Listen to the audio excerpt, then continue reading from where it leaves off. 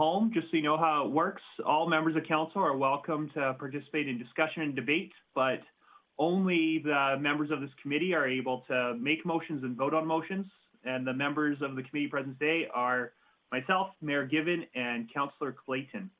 And to start this meeting, we've got a delegation. We've got Mr. Mudrick, who is, I believe, the president of the Urban Developers Institute. So, Mr. Mudrick, are you on the call? Yes, I am. Well, welcome. So, you've been here before. You know the way it works, but you got about 5 minutes to raise whatever it is you want to raise, and then committee can ask you any questions committee might have. Sounds good. Thank you, Councillor Bressie and committee members, for the opportunity to speak with you today. As Councillor Bressie stated, my name is Shane Mudrick, and I'm representing Urban Developers Institute of Grande Prairie today. And I'm here to comment on the turf naturalization in the city. First, I would like to thank both Robert Carroll and Amy Needham with the city for speaking with UDI at our meeting last Thursday. They were there to provide us with an update on the naturalization. Related to that information, related to the information that was provided, there were a few concerns that arose from our members. I'll kind of go through them in order here. First, naturalization was implemented prior to communication with UDI as a stakeholder. While these are areas the city does maintain, as a stakeholder, it would have been a benefit to us to be communicated prior to implementation. Some of our members had received concern from residents of their neighborhoods, Grand Banks being one specifically. And if they had the information related to the new strategy, they could have relayed that to the concerned members or concerned residents at the time of those calls. Just kind of caught a few of us off guard.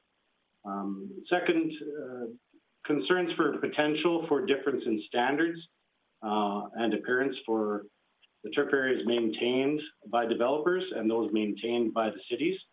So we just want to make sure that there are consistencies through the neighborhoods.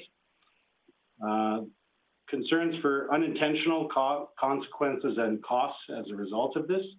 While unknown at this time, we would like to stay engaged with the city to determine these further as we better understand what naturalization means going forward.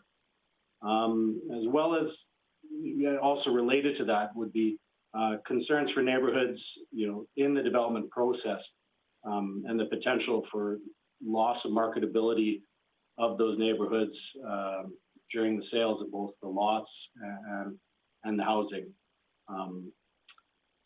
And we appreciate the city working with UDI and developers on this, and we would request to remain engaged as much as possible as a stakeholder during the turf naturalization process and any procedural changes that may occur as a result of that. So that's my short and sweet little report there. So thank you for the opportunity to speak this morning. Great. Well, thank you. We really appreciate you coming in and sharing with us. We really appreciate the work of EDI to help the city be informed about what's helpful to industry and helpful to the community. So thank you for being here. Just looking around, are there any questions from committee that they'd like to ask? Councillor Clayton, and then Councillor Friesen. Thanks, Chair Bressie. Good morning, Shane. I'm just curious, I understand at the meeting last week it was a fairly lengthy discussion on naturalization, but was there any recommendations in specific other than communication? As you see further on the agenda today, we're having an update on it. And so I'm curious if there's anything in particular for next year in regards to recommendations. As this was implemented for an opportunity of cost savings in a tougher year, and we looked at opportunities that this one seemed it was meant to be relatively painless. Obviously, not everybody would like to see everything well groomed, and some areas of the community look better in a naturalized state. So, going forward, working together with upcoming subdivisions would be great. Other than communication, though, is there any sort of generalized feedback that you might have as council and committee review this year's program?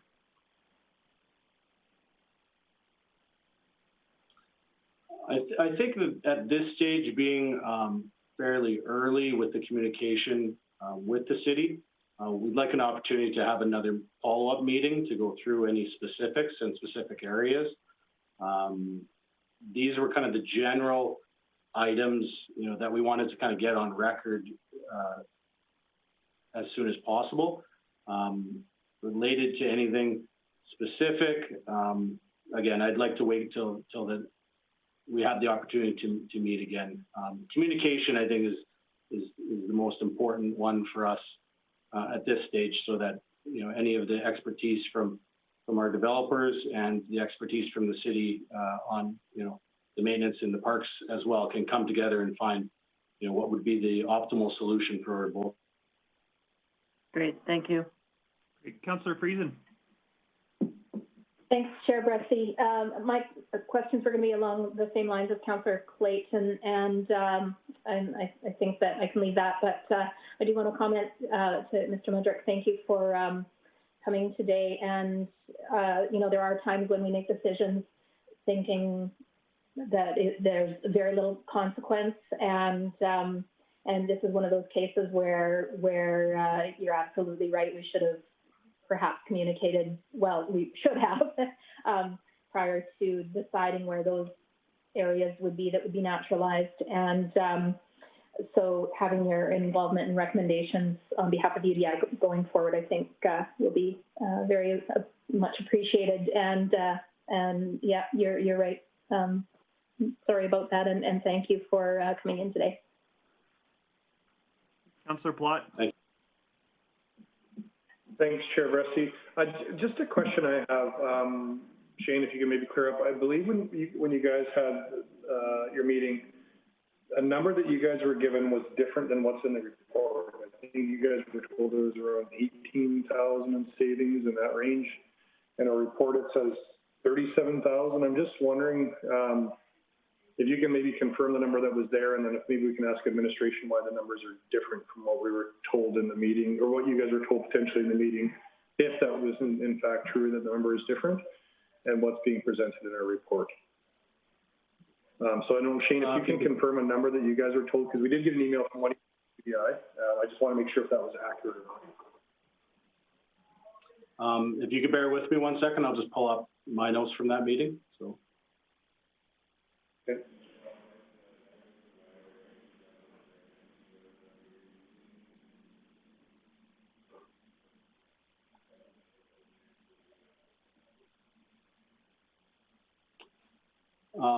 So again, at the meeting, there were comments, but again, it was, I believe, off the top of someone's, whether it was Amy or Roberts, just speaking at off the top of their head. So I don't think they had the information in front of them. So some of the information from my notes was 156 hours of labor per month, and the calculation of that, I guess. There was the potential, and again, I have a number of 16,000 per month potentially, but I don't know specifically what that number was, and without it being written down or provided in a report, I'm not taking that as accurate information that was provided. So the other information that we were provided was great to hear. Yeah. Okay, no, I appreciate that, Shane. I just wanted to make sure there was different numbers floating around, and I just wanted to be. I think we're trying to be as transparent with industry as we can here, so I just wanted to make sure that you guys had a chance to see the information that was in our package today for the numbers that the committee has provided. So that's all I want to confirm. Thank you. Great. Are there any other questions? Great. Well, Shane, thank you again for coming in, raising the thoughts of your group. Really appreciate that. So it's going to be the third item on our agenda. You're more than welcome to stick around and listen to the conversation. But we just ask you to turn off your camera so you kind of leave the table, so to speak. But we really appreciate you being here. Thank you. Thanks for the opportunity. And then as we move into the report agenda, I got a request from Director Glavin, just looking at the people who are taking part in the meeting, to move item 2.6, which is secondary suites, to go immediately after item 2.3, which is turf naturalization. Is there anybody that would have an objection to moving those two items around? Great, well then we'll have a slightly different order of things, but item 2.1 is still item 2.1, and that is the Director Service Area update. And Director Glavin's having issues with his camera, but he's still here to speak and take part in the conversation. So Director Glavin. Thank you, Chair Bressie. You either get a black screen or you can look at the window blinds if I turn my other camera on. But, so we'll start off with economic development and the economic recovery program. So applications are still open for the beautification and patio grant and the local marketing grants. The review committee will meet this Thursday and then every 2 weeks moving forward as applications are continuing to be received. And that's more or less just to start getting that money working right away before we have a full slate. Moving on to engineering, we posted the bridge repair and maintenance program tender. We have also awarded downtown phase 4 for next year. And for any of the other work that we're currently doing, all of that is available on the city's traffic planner site on the city's website. In transportation, we've recently changed the signs out to correspond with the traffic bylaw amendments. And we have also installed a number of new tabs on those speed limit signs just to make people aware that the speed limits have in fact changed. Mostly, I think we got most of the signs, but we concentrated on the former bypass and Highway 43 in order to make sure that those high traffic roads had well-signed speed limits. We've also received an order of crosswalk beacons, and we will be installing some at 72nd Avenue and 100th Street. Which is a connection into Patterson and over across to Muskogee Park. In parks, we've received our first shipment of trees. We'll be focusing on tree species diversity, which is especially important this year as Dutch elm disease has been confirmed in Lethbridge and is starting to move around Alberta.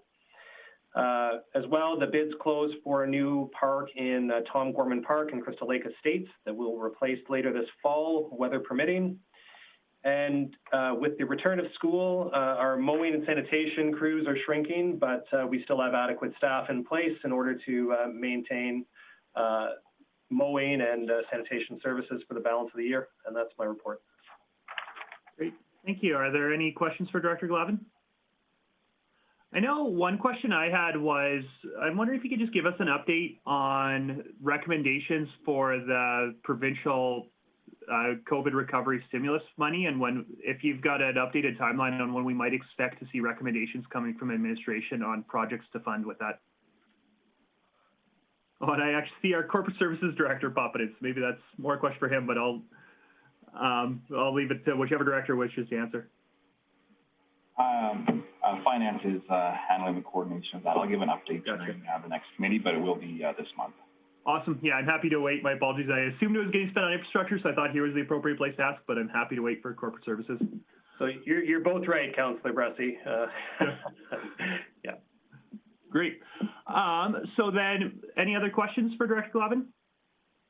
Great. Moving on to item 2.2, we've got our industrial traction strategy update, and that is Ms. Lee. Good morning. Thank you, Chair Bressie. Administration is recommending that the Infrastructure and Economic Development Committee receive this report for information. Just as a little bit of background information, in July 2019, Council approved the long-term economic development strategy.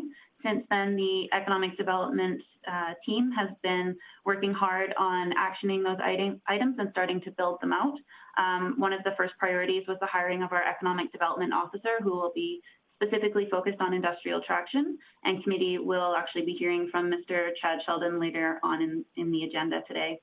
Another major priority in actioning the long-term strategy was building out our industrial attraction strategy. And for this, Conway Advisory was contracted in December 2019 to build an industrial attraction strategy. Conway is an international site selection firm and consulting agency based out of the States. They have extensive experience across Alberta with a number of our colleagues in economic development and are very familiar with our market, but also have extensive experience on the site selection side and understanding what exactly those site selection decisions are being based upon and where the trends in foreign direct investment are heading. And so they've been able to provide a fairly comprehensive and well thought out strategy for economic development to move forward with over the next few years. As this is meant to be an update for Council and Committee, I'd like to introduce Mr. Christopher Steele. He's of Conway Advisory, who will take us through just a short presentation going through some of the highlights of the strategy, and then we'll be open for any additional questions.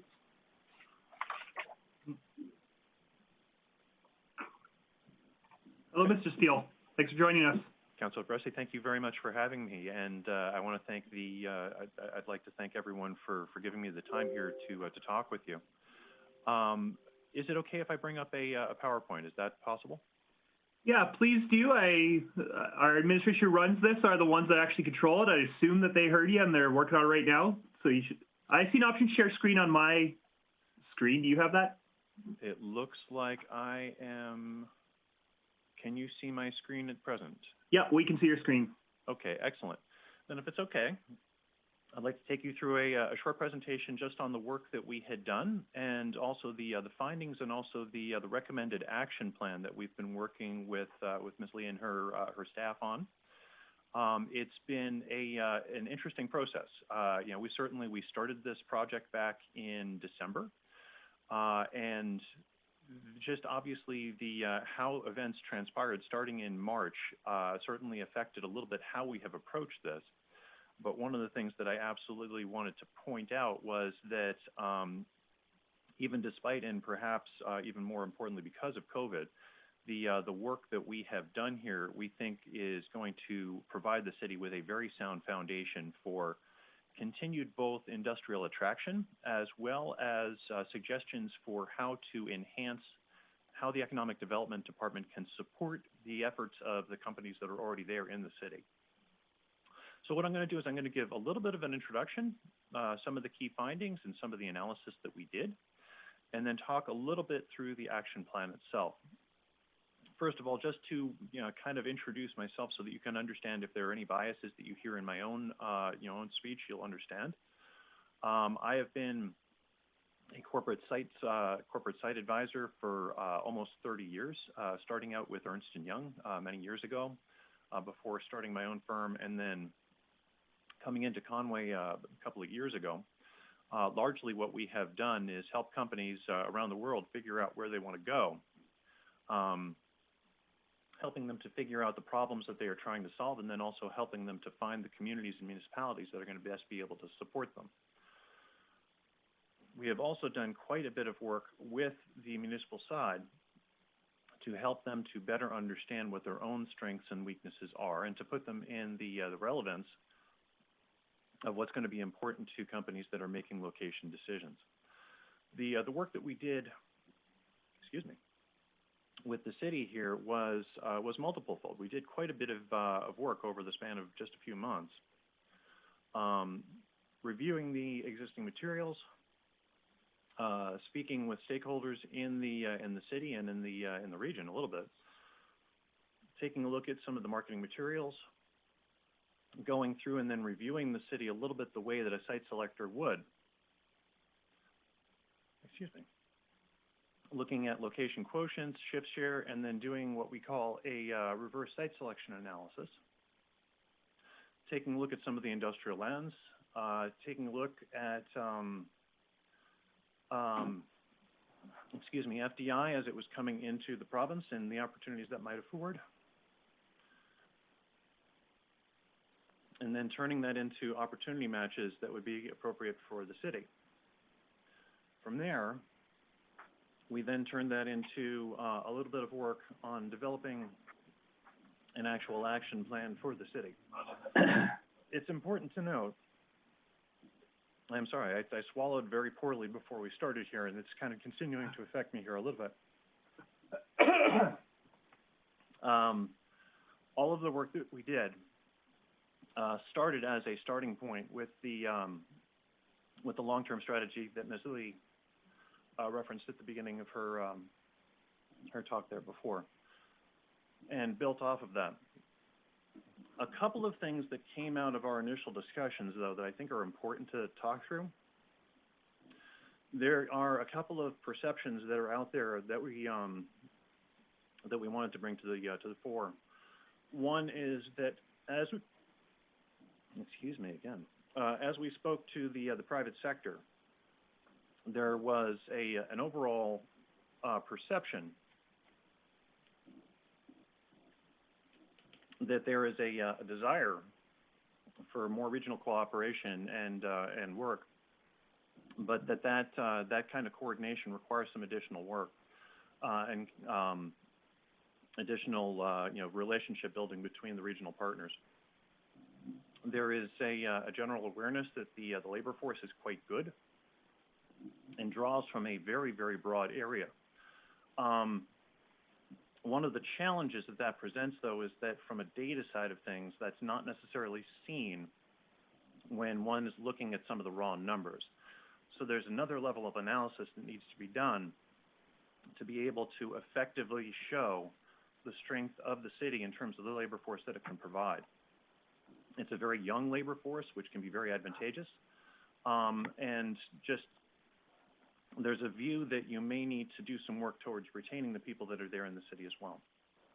On the utility side of things, there was a conversation that came up with regards to some work that Aquaterra in particular had done to expand their network and their capabilities, and that now that may actually have spurred some development outside of the city where it may have been more advantageous to try and retain that internally. So that was a theme that came up a couple of times. Amenities, the city absolutely punches above its weight for a city of its size. If you think of it from the standpoint of the retail draw, there are a lot of people that are coming through the city that are creating additional wealth opportunities and retail opportunities in normal context. And then, of course, planning and annexation. One of the things that came to us, of course, is that there are new annexation lands that have been brought to the city, and there was a real desire for input as to how those lands might be used. So there could be some advanced planning with regards to infrastructure that could be put in advance of any development that happens. A couple of things that we did, as I mentioned before, we went through and we did a full location quotient analysis and shift share to understand where the industrial strengths are now and how those might be positioned going forward. To better be able to understand some of the changes in dynamics so that we can anticipate both where there could be opportunities as well as where there might be changes in some industries that are on the decline, so we can anticipate that and get in front of that trend. At the same time, we also did as I mentioned, a reverse site selection analysis. Again, my own background is in site selection. It's been helping companies make location decisions for decades. So we use some of those same tools and look at them backwards. If you take a look at the city of Grande Prairie as compared to some of your usual peers, it helps us to understand both where the strengths and weaknesses are, as well as the other things that we can do to try and position the city for certain kinds of investment. So a couple of things that we did is you go through and you take a look and you put more weight on specific occupations or industry employment, labor force availability, opportunities for roadside commercial, things of that nature, so you can test out how a location selector would be looking at the city for those particular scenarios. And some of the things that we found are we think should be pretty straightforward, but it's always useful to see them from the outside lens. The city benefits from competitive wages, a young and growing population. All of those are very attractive to the kinds of investments we're talking about. However, there is a little bit of a view within the models of there being low educational attainment and low labor force availability, as well as the remote northern location. Now, this gets back a little bit to one of the things I was saying before. There's a little bit of a marketing challenge that needs to be taken on that really showcases what the true regional labor force of the city is, so that it doesn't get lost on that equation. And that also that some of the concepts of the things that do happen in Grande Prairie already can be brought to really kind of raise the perspective of what a Grande Prairie location means. I'm not going to go through these rankings in too much detail, other than to say that it helped us to understand a little bit of both the strengths and the liabilities, and how we could use those in terms of developing some of the other opportunities, the industrial opportunities that are a little bit later on here. Another of the things that we did was, obviously, it's one thing to know kind of what the labor force can support and what the assets can support. But you have to still have the real estate to be able to accommodate it if, in fact, the opportunity comes up. So we created a database of industrial lands, collecting data on site attractiveness, including size, distance to the interstate, distance to the airport, distance to intermodal, rail availability, and site preparedness, how ready it would be to accommodate a user if they were going to come in. In terms of opportunities, you're going to, obviously Hughes Lake is going to be mentioned here. It's important to note that with the work that we did, we were not just looking at the Hughes Lake lands as the opportunity here. We were looking across the city. But of course, because of the recent history of Hughes Lake, of the annexation lands, and the planning efforts that are going around there, we were asked, in addition to the strategy work that we were doing, to give some specific input on infrastructure that could be put in place in those lands. So I wanted to highlight that here while we're talking about it. We really did see Hughes Lake as an opportunity for higher value-added manufacturing, light industrial, and things that could really benefit both from the transportation and the airport type access.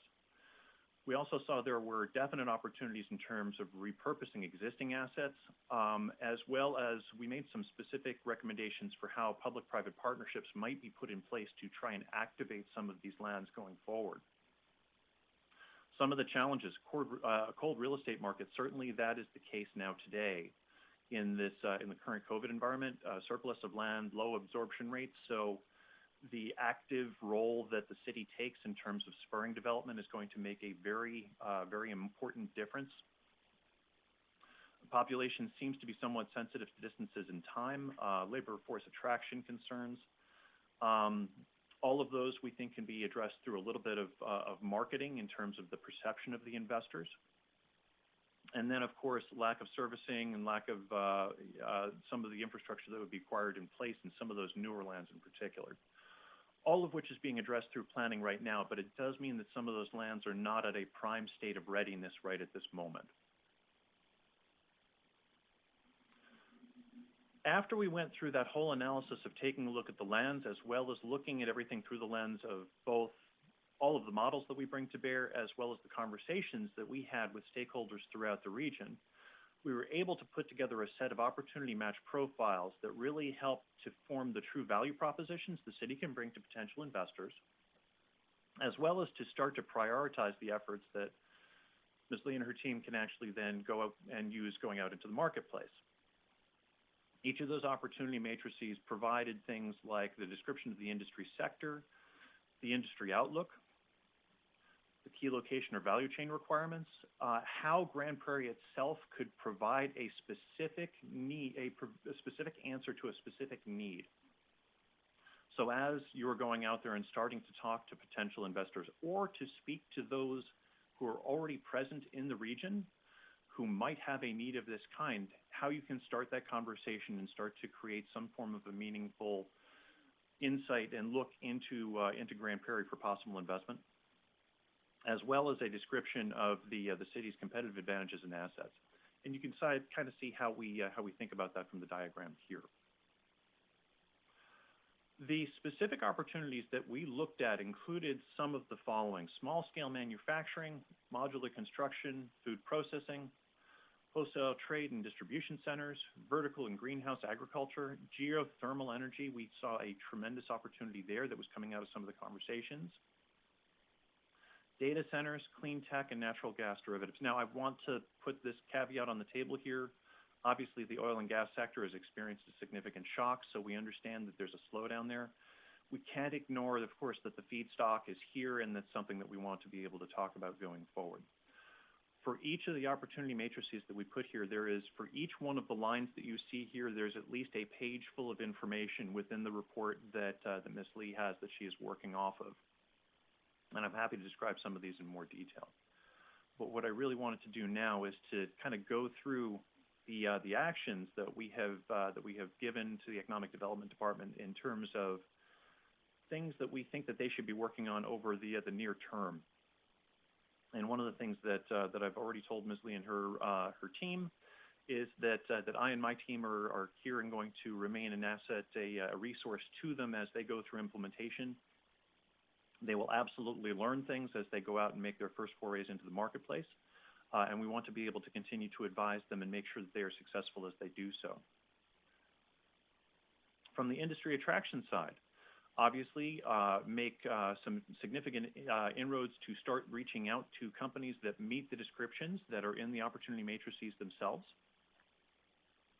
Local land and industry assets, focus on activating the investment in the lands that you have available, particularly Hughes Lake, as well as some of the other underutilized existing industrial lands that you have throughout the city.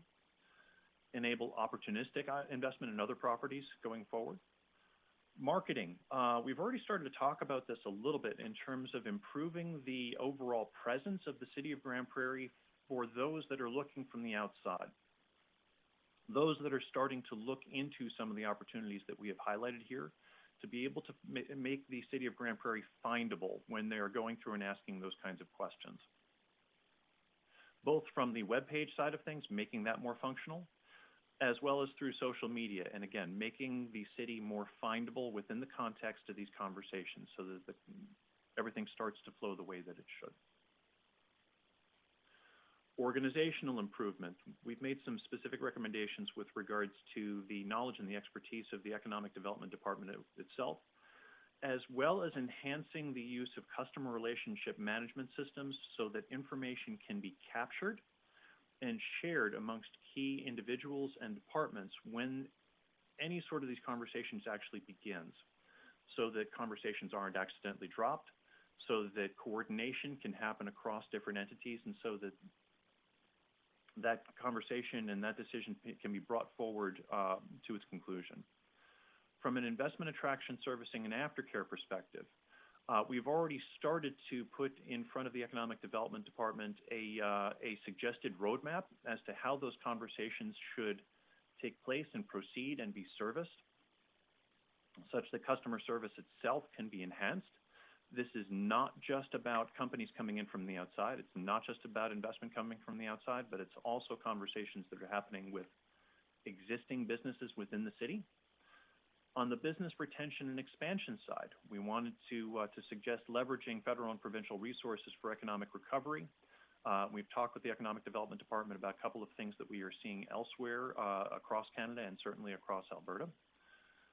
Create a business census so that you can, first of all, identify those that you need to be reaching out to and supporting, as well as finding ways to build networks amongst local and existing business, both for support, but also for finding new markets that they can enter. Engaging local business in terms of ambassadors, and then also to continue to work with the Economic Development Advisory Committee to broaden and enhance the work that they do. And then, of course, partnership and stakeholder management, develop and maintain regional partnerships going forward. So that's what they have been working on to this point. They've already started to engage on several of these, and we've had some back and forth conversations a little bit over the past month or so, as they have started to go ahead and execute on the plans going forward. But that's the end of my prepared remarks, and I'd love to answer any questions that might be coming up. Great. Well, thank you, Mr. Steele. We appreciate the presentation. Are there any questions from committee?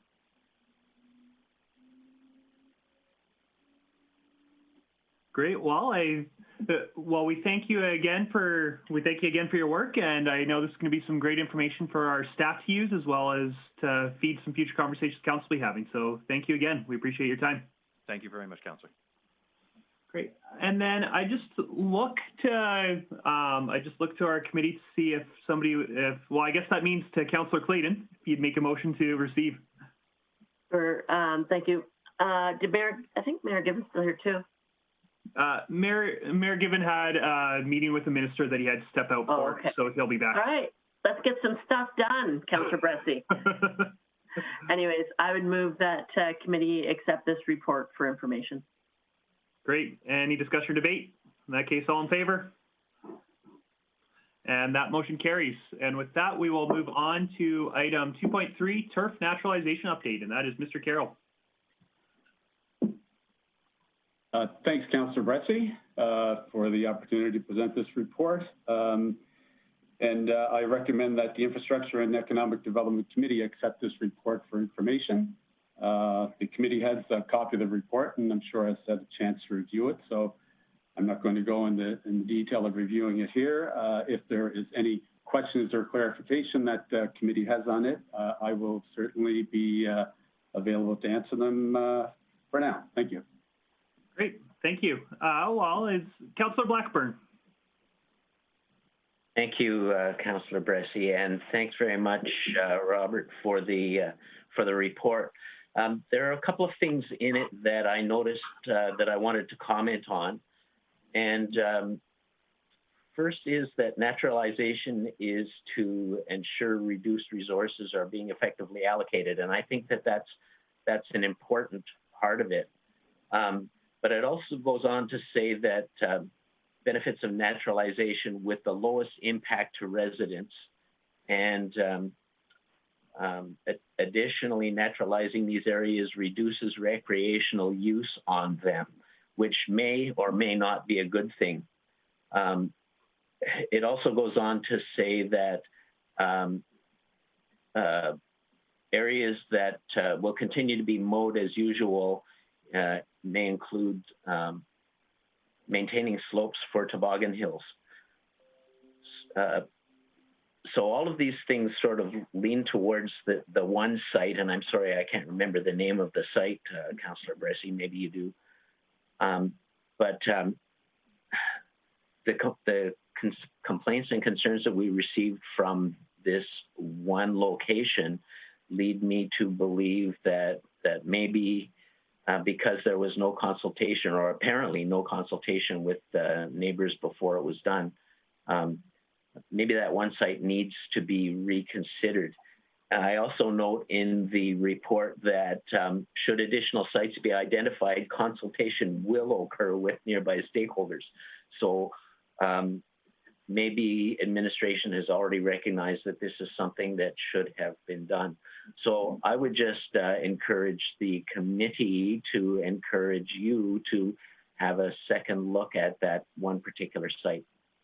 Thank you very much, Councillor Bressie. Councillor Blackburn.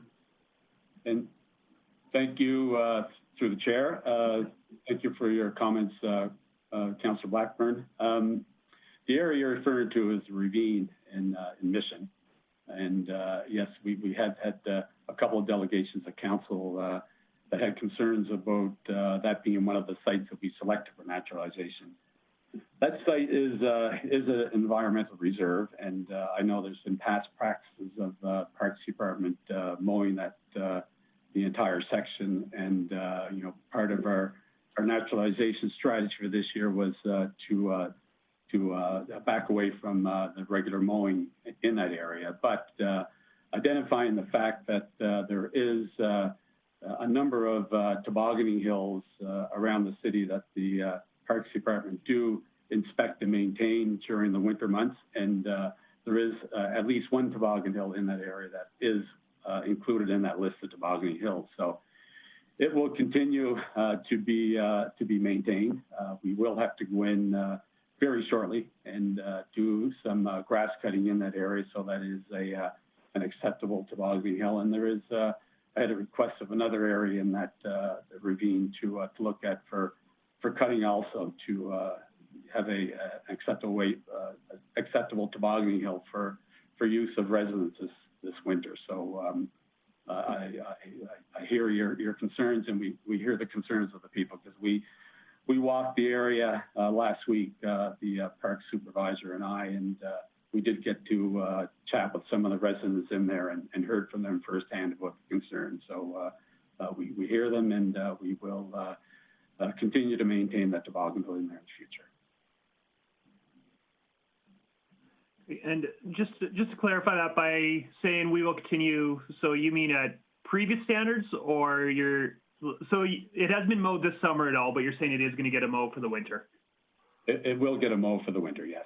Okay, great. Thank you. I know that'll be relieving to hear for some of those residents. And I know the other two things I've heard specifically about that ravine is the walking path through it, and also some air. I don't think that I've heard that they really need the whole ravine mowed, but some area to just have space to kick around a ball or toss a frisbee in the summers, or have a community barbecue. They have a number of community barbecues there too, and I know there's been expression of interest in having some of that space too. Yeah, there is a considerable area on top that is still maintained, will continue to be maintained, and there's a paved section in there that's used for street hockey, and I think at one time there might have been a rink in there of some sort that is still part of our regular maintenance routine. And also in the bottom of the ravine itself, there's a storm sewer that goes through there also. And we did cut a path through there a few weeks ago so that we still have easy access if we ever have to get into it, do any maintenance to that storm sewer in there. So we'll continue to address those areas, and we'll still provide easy access through there. I mean, with our tour of the area last year, there's obviously trails that people are using in there, and we'll continue to maintain those. Thank you. Councillor Clayton, then Councillor Palat. Thanks, Chair Bressy. A question for Director Bork. Can you, and maybe between yourselves and Mr. Carroll, I can get the number I'm looking for, but to my recollection, during budget deliberations, the potential opportunity for savings was more substantial than identified in the report. Can somebody clarify that for me?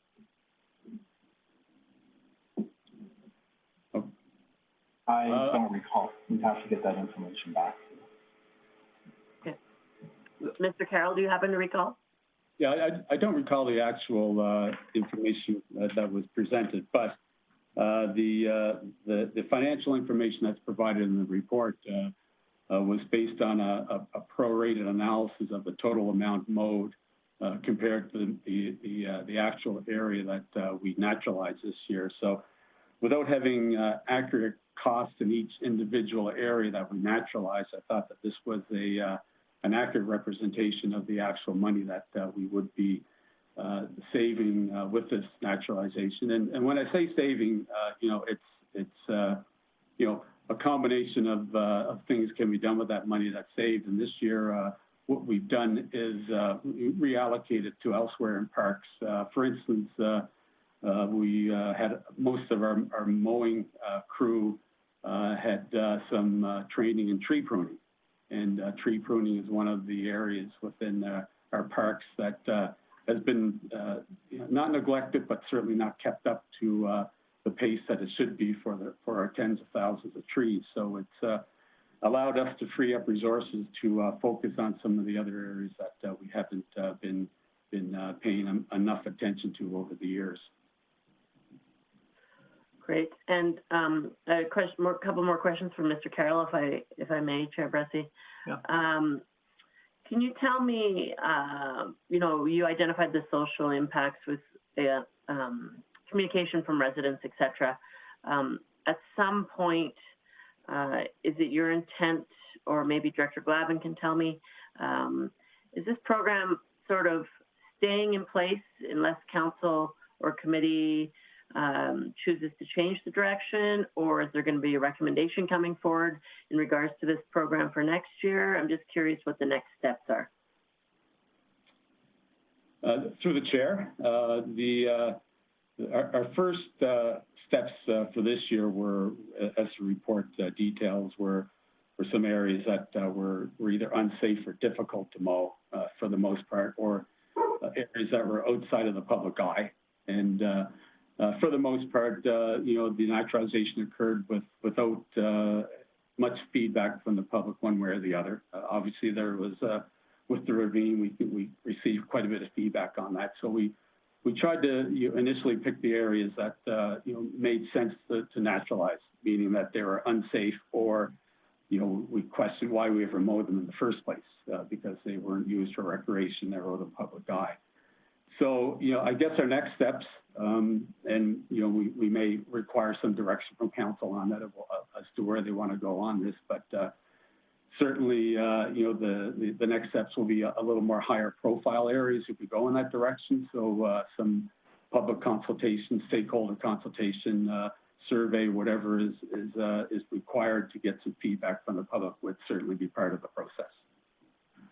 I guess in regards to communication, something that might make it clear, in my opinion, there's two buckets here.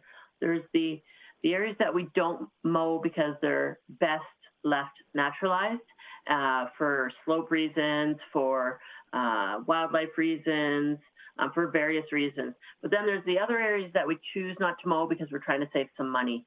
And so there are two different buckets there. And I think that if we were clear about that in our communication, people would understand.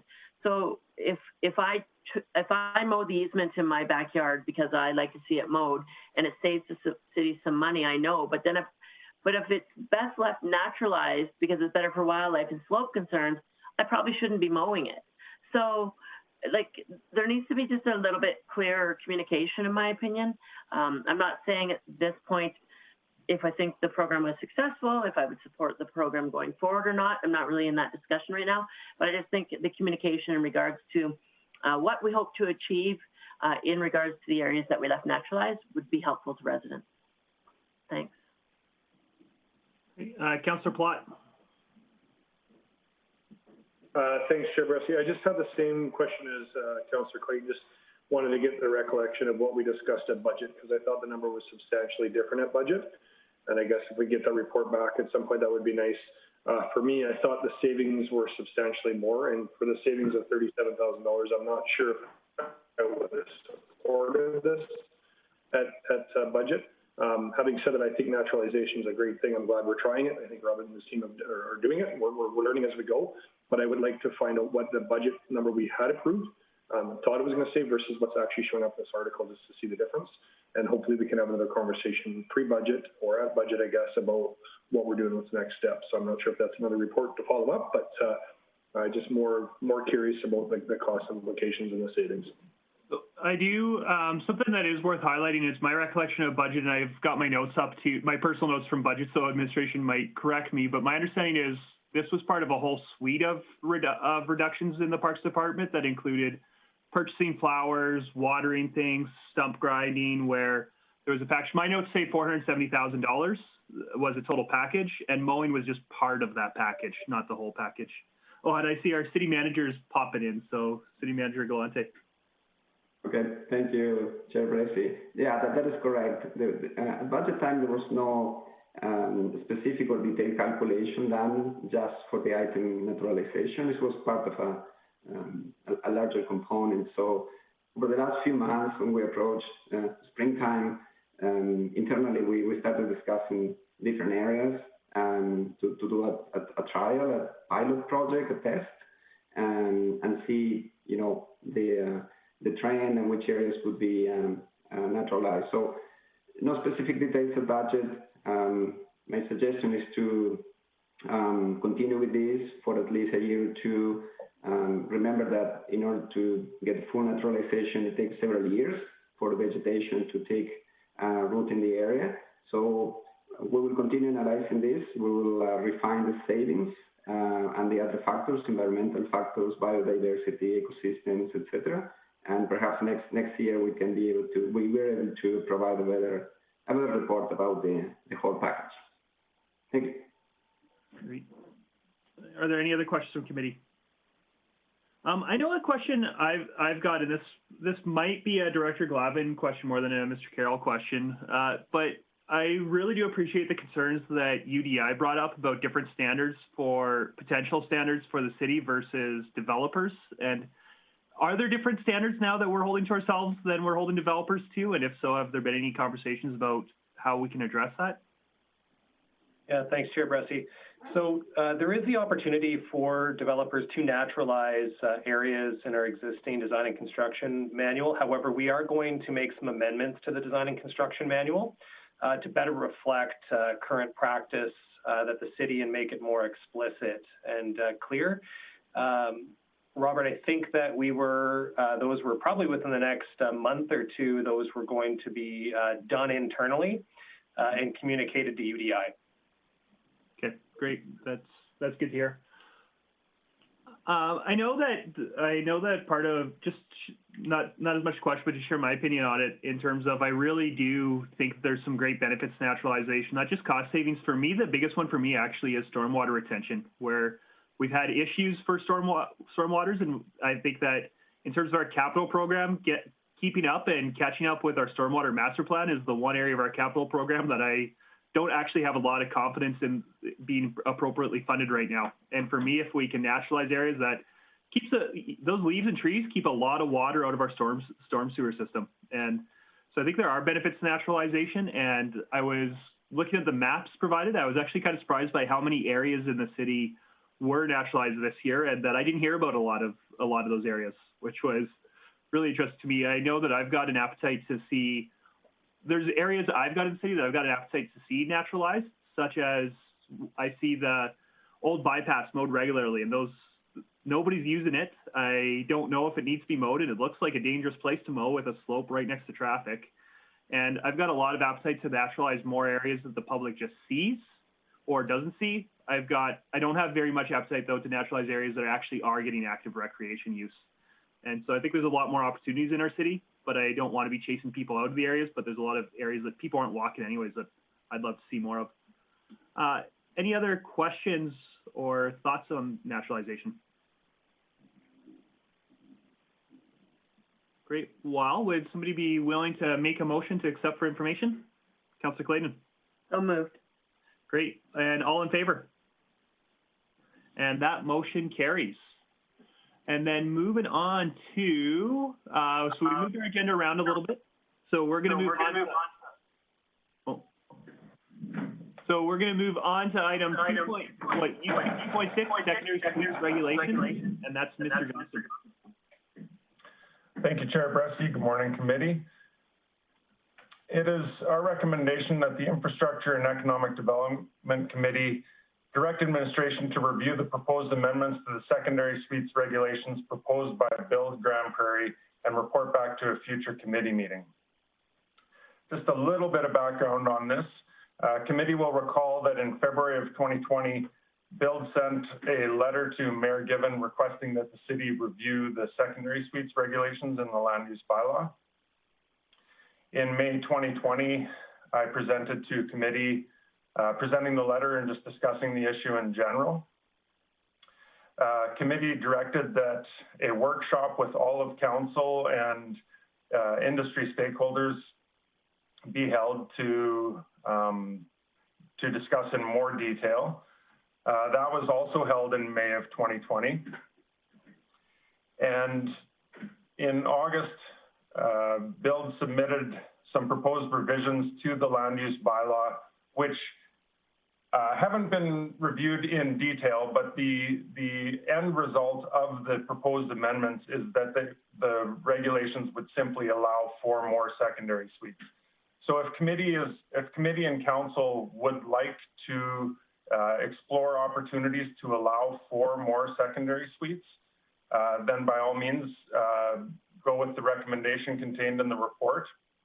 However, it's important to note that the current regulations are working the way that they are intended to. So there's no unintended consequences, and there's no problems with the administration of the existing regulations.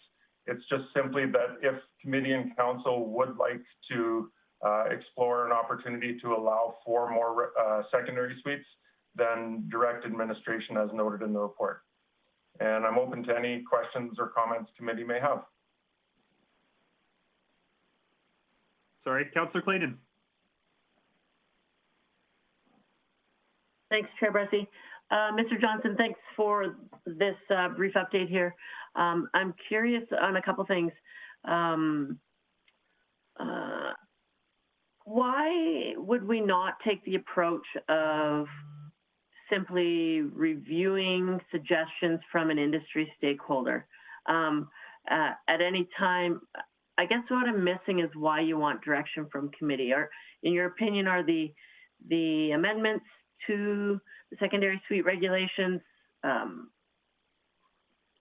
in a different direction than was previously intended?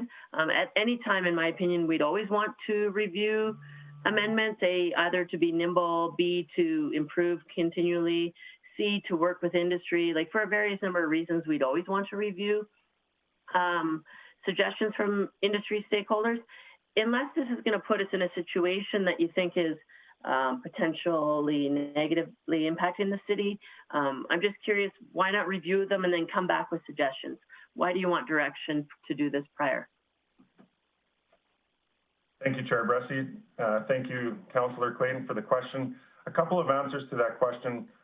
One is that, as I mentioned, the regulations are working as intended. So they are working flawlessly in terms of administration and the outcomes of those regulations in terms of the built form and the dispersion of secondary suites and whatnot. So if industry came forward with recommendations that were improving the procedure of it and to clarify certain things, we'd be all over it. We'd just jump on it. We'd work with them. We probably wouldn't even come to committee because we would be acknowledging that they're raising some good points. The issue here is that industry simply wants to allow for more secondary suites. And so we don't have any direction from committee or council that that's something that committee and council wants. Does committee and council want more secondary suites? If so, send us a way to do the work. The recommendation that UDI put forward, it may or may not work. And if directed to go away and come back with something that will in fact allow for more opportunity for secondary suites, it may take a different shape than what was submitted. And all of that will take some work and some staff time. And if council or committee is not really, would not really like to see more opportunity for secondary suites, they feel that the existing regs are working, then that would be a waste of time and resources. Okay, and if I may, Chair Bressie, I appreciate, that approach because you say it's deferring, it's deterring from what we sort of originally had intended with the regulations. My concern, I guess, is that I don't know if there's enough secondary suites out there without seeing a report from you. But if I hear from industry that there's not enough secondary suites out there, then that kind of triggers my curiosity. And I would assume, because the city wants to be a good partner with industry, that if industry is saying there's not enough out there, that should want to trigger our interest and that we should just go find out if there is or isn't enough out there. I think that the other part of it is I have to trust that industry appreciates that we are protecting our interests as a city as a whole, but I also trust that industry is going to bring forward information that is beneficial to both the city and themselves. So at some point, I just think that this communication of being nimble in regards to any regulation should just be a given. So, I mean, I'm happy to support this motion as recommended, and I'll give other councillors an opportunity to speak because I don't know off the top of my head if there is enough secondary suites. But if there's a need for more, then let's be nimble and just change it. So, I'll let other councillors get in the queue and stuff, and then whenever you're ready, Chair Bressie, I'm prepared to make the motion. Sure. Thank you, Councillor Clayton. Something I would just point out is that there also are a number of residents who are adamantly opposed to secondary suites and are against us even having this conversation. So personally, I really do appreciate administration coming to us and saying, hey, do you want us to open this can of worms or not? Instead of just opening themselves. Because I do think this is a very political, very charged topic for some in our community on both sides of it. I guess. So, Chair Bressie, though, I guess my concern is that just because we're reviewing it doesn't mean we're making changes. Yeah. Let's have a conversation about what the needs are and figure out if it's working or not properly. Although there may have been an intent when it was originally put in place, things change. Economies change, compositions of communities change, things change. And not every neighborhood is conducive to secondary suites, but at some point, we need to recognize what our needs are. And at this point, I don't have the information. So, I mean, let's have that discussion. Cool. Yeah, and I'm looking forward to hearing what motions are going to get made, because I personally do support having the conversation. I just appreciate that we're getting the option to initiate it instead of it just being initiated for us. But I have Mayor Given and then Councillor Palat. Yeah, thanks, Councillor Rusty. Yeah, I'm very much the same. I think, it's appropriate for council, if there's a change in policy direction, that's up to council to do, not to administration to do sort of on our behalf. And it's easy enough. Hey, do you guys want to do this? Do you want to look at this? Yeah, we do. Great. Okay, let's do it. I would agree that the current, the current regulation is working as promised. It provided some constraints on the market, some limitations on the market, and that's what was intended. We have full right as council to decide if we want to continue those constraints on the market. And it's not unreasonable for people that want to sell into the market to want it to be as big as possible. That's totally fair too. I'm interested in seeing, what the proposed amendments would actually do. And so it's not just about, can we do the proposed amendments for me? Because we can. It's about what would the effect of the proposed amendments be? And so that's what a question I have for Mr. Johnson is, Joe, if committee directed, so there's the report just says, to analyze or to review, but I'd like to see that review come back and present us with scenarios demonstrating the impact of the proposed changes.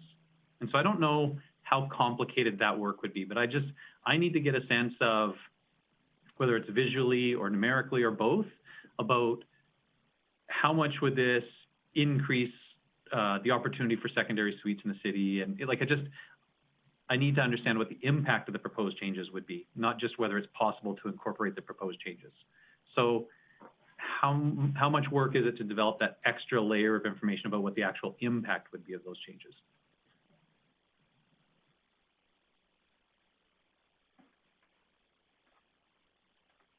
So assuming that was a question, so absolutely we can run some scenarios with the proposed regulations, and I have obviously already taken a quick look at it, and I see that it does provide some considerable opportunity. So if this goes further, I'm assuming that the proposed amendments, through discussions with UDI and administration, may evolve, just to take a different form, just to see how working with them, you might identify some pitfalls and whatnot, or unintended. Well. So for me right now, if Councillor Clayton, I'd be happy if you were, when you make the motion, but if you could consider including, direct administration to review the regulations and compare and contrast the impact of those regulations to the current regulations. So that's for me. So I'm not asking at this stage administration to go and negotiate with industry. I really appreciate that industries come forward with a really specific suggestion, which we asked them to do. That's great. Now I'd like management to go away and run the numbers or whatever, print some maps, that kind of thing, and then come back to us and say, well, here's what our current system does, and here's what it would look like under the proposal. And then as council, we get to have that policy discussion about, well, is this good? Is this bad? Are there things we'd like to massage or take out or whatever? And then that starts that discussion with industry. But the starting point is the compare contrast, because right now I can't get a sense from their proposal what that impact would actually look like in the community. So Councillor Clayton, if you could kind of keep that in mind in that motion, that's the work that I would really like to support coming back to committee. And then once we see that, if we decide we want to direct administration to incorporate those kind of changes in consultation with industry, then we could do that. Councillor Palat. Thanks, Chair Bresty. I guess one thing that's confusing to me is we keep saying this is working, and I'm trying to understand from a city's perspective what that means. I mean, I believe when industry was there, they were very specifically asking for a map overlay, and one of the things that was brought up in that conversation when we met was, hey, we don't want to have up to 20%. I'm just curious if Mr. Johnson can tell us what actually ended up being the data once these were done. I know from personally building these, the rules are so prescriptive in Grande Prairie, it is very, very tough to get as many units as the industry would like. And I know there's a frustration for industry for that. We just have to look at the county, see how they're continually chipping away at market share on this. So when you have on the report that there's no risk, I really disagree there's no risk, because the risk is that we're losing industry, and we are. So we are losing industry 100%. So that is a risk that we should be worried about. But I guess back to my original question is, what are we actually achieving when we went back into the overlays? Because I think the intent was up to 20%. What was actually achieved in the developments? How many secondary suites were percentage-wise? Thank you, Chair Bressie.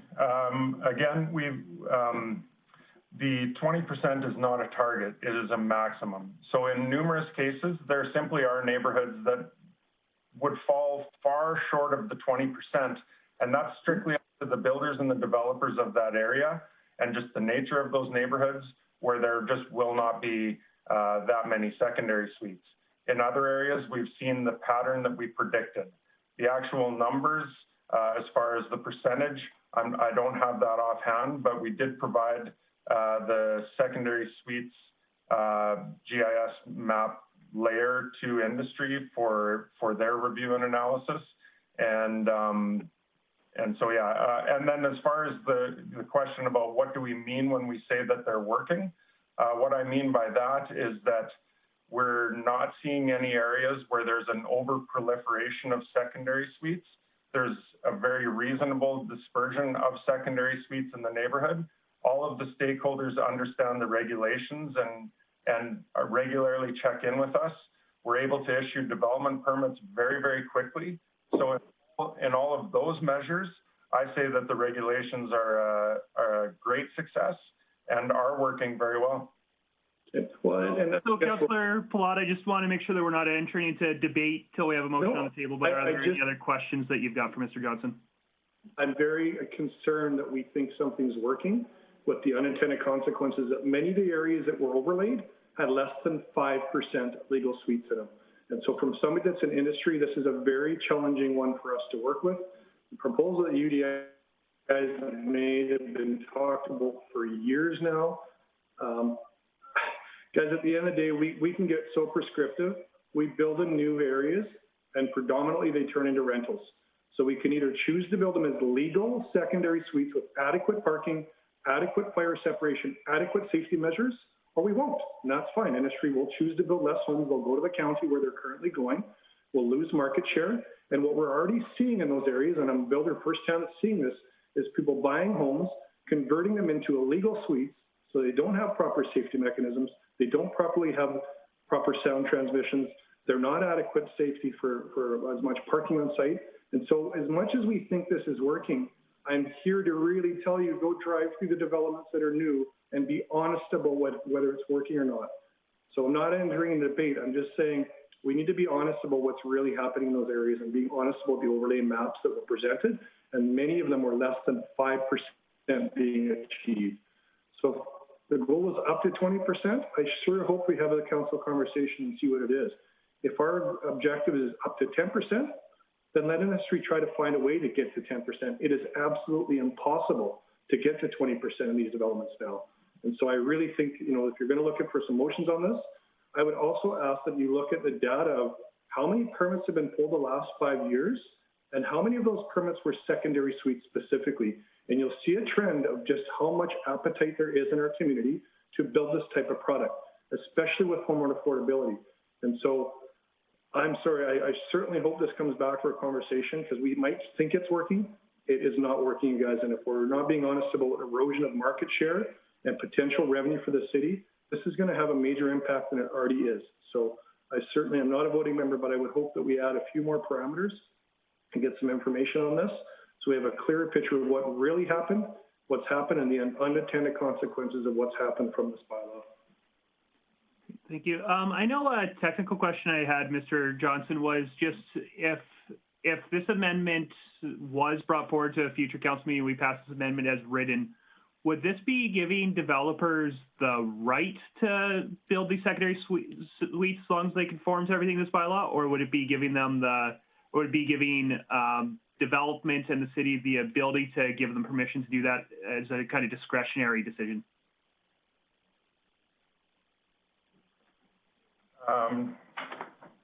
Thank you, Chair Bressy. Just 1 second, I'd have to look back at the amendment.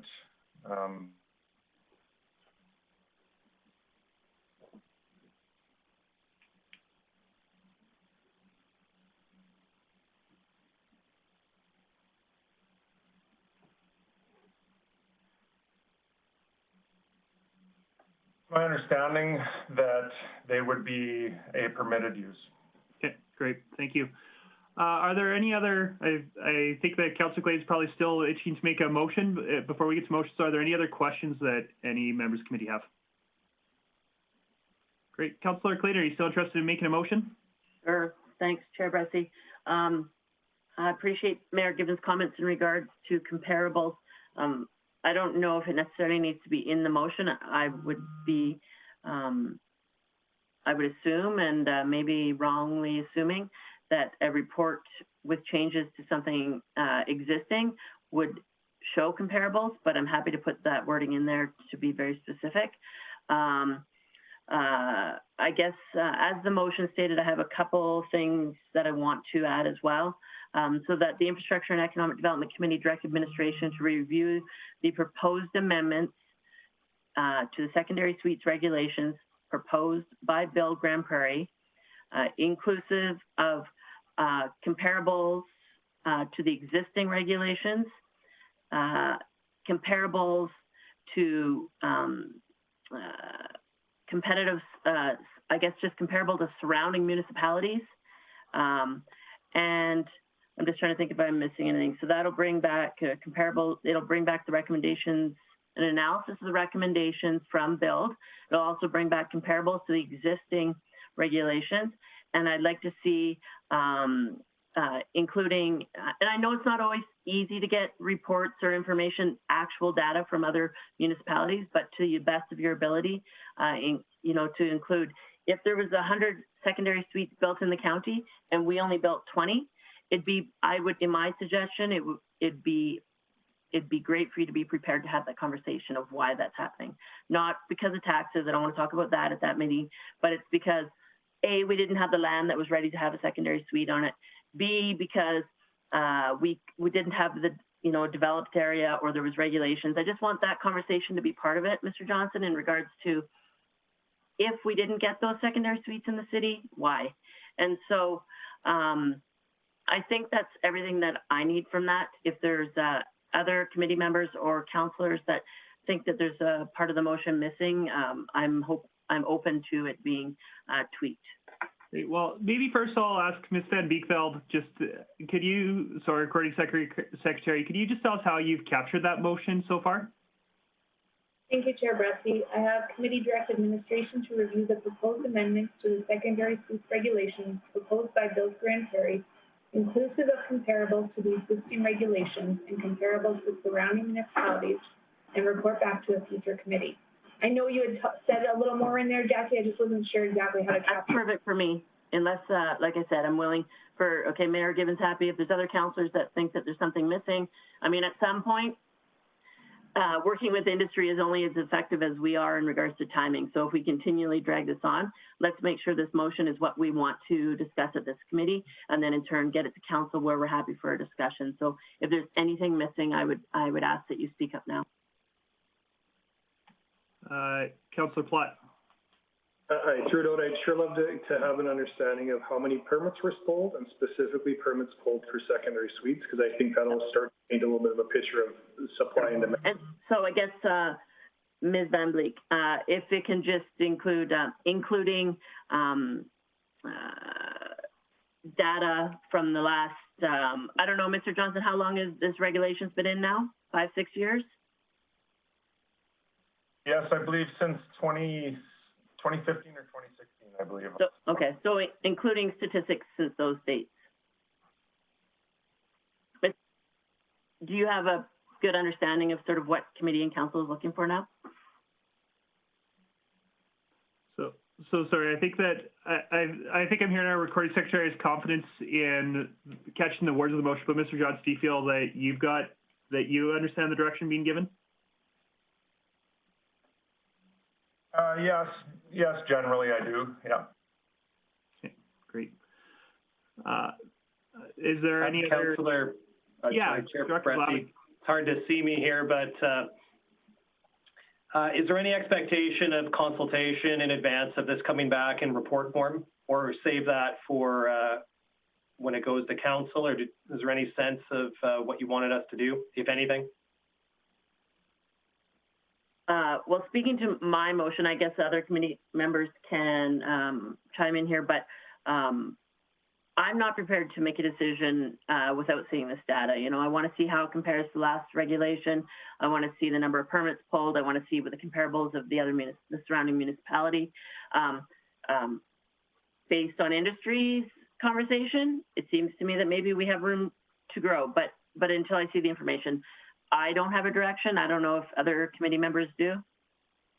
Well, and I know just speaking for myself, I think it kind of depends on what happens as you get into the work, and what I want to see is consultation, where if you end up coming forward to committee and saying, yep, these amendments, these are the consequences they're going to have, we don't have unintended consequences, and we think that council should debate the amendment as Bill proposed. I don't really see a lot of need for industry consultation to say, hey, are you still confirming this? But if administration did get into this and was coming forward with a substantially different recommendation, then I'd hope that you folks talked about that. But I don't know what needs to get in direction. Mayor Given. Well, I'm certainly not expecting at this stage administration to come forward with a recommendation. I'm expecting administration to come forward with the data that we've asked for, and from there, council will decide what we want to do with that data. Like, you know, it may show that we're underserved, you know, that there's greater demand, and the market seems to want it. Mm-hmm. And we might say, okay, well then we want to do that, or we may get that information out there and say, well, we're not sure that we like the look of these things, and we need to, you know, like. But I think this motion is only asking administration to bring forward the data, not a recommendation. So I don't think you need to. Agreed. You know, and so it would be fair to show the report to, you know, like there's nothing. I mean, it's a public report. To show it to industry, and industry can say, okay, yeah, we see what's coming forward to council, and they can share their opinion about it. Mm-hmm. Then it's up to council based on the data that we get to say, okay, we understand the issue better now and what it could look like, and we do or don't want to go there. And Mm-hmm. and if we do want to go there, please go away and work with industry to get us there. Agreed. Yeah. Any other questions or debate on this motion?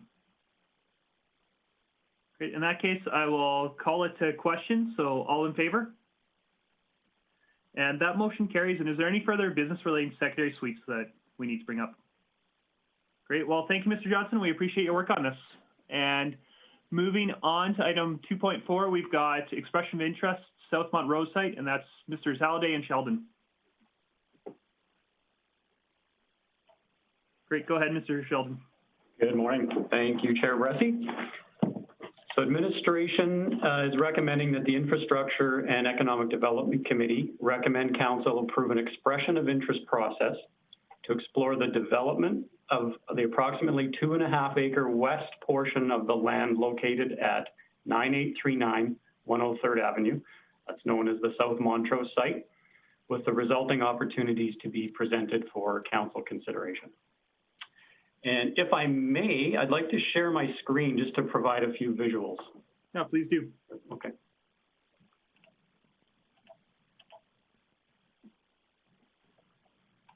So you should be seeing, is everybody seeing a title page? Yep. Okay, excellent. So the subject site, I guess, is on their screen now. So the South Montrose site refers to about a 4.3 acre parcel of land, a rectangular shaped piece of land between 98th and 99th Streets. The proposed development area in a proposed expression of interest would be the area highlighted in blue, a 2.5 acre portion of the South Montrose site. So this site is highlighted in the 2004 Downtown Enhancement Plan as a future cultural hub, and it's further developed through the South Montrose Master Plan of 2016. So the concept of this site as a cultural hub, it means the emphasis of a proposed expression of interest process is not simply on selling the property. Rather, it focuses more on exploring development, which supports the cultural opportunities and any other potential community benefits. So I show the 2016 South Montrose Site Master Plan had a conceptual rendering. And so this shows the important part here is the three core components of this conceptual rendering is the Performing and Media Arts Center, a public plaza, and a mixed-use building, which you'll recognize as a triangle shape. So the South Montrose Site Master Plan, although it has these conceptual buildings, it does speak to there being flexibility in the massing and built forms for the buildings, which does not deviate from the integrity of the overall plan. And I'll just provide a quick example using the conceptual multi-use building. The master plan itself it shows several conceptual building options for a 15 to 20,000 square foot footprint, but it also offers a 4, 6, and 12-story, 2 12-story options. And so all of these have common elements. So there's in the conceptual plan, there's underground parking, there speaks to main floor commercial or retail space, and also then obviously some residential above. So the common elements, including this triangle shape you see here on the main floor here, those are all common. However, as the building sizes change, the upper floors take on different forms. The building size, as it varies, they take on separate forms. And certainly there will be other options available, and the flexibility in the master plan does allow for this. So on the theme of flexibility, then there's also 2 proposed concepts in the South Montrose master plan for plaza space. This, what we're seeing here, is the flush plaza recommendation, which, I mean, that's 101st Ave, and this is street level access into the plaza. And there was also a proposed recessed plaza, which would allow for more of an amphitheater style. So the important piece of that is just that all 3 of the core components are independent structures.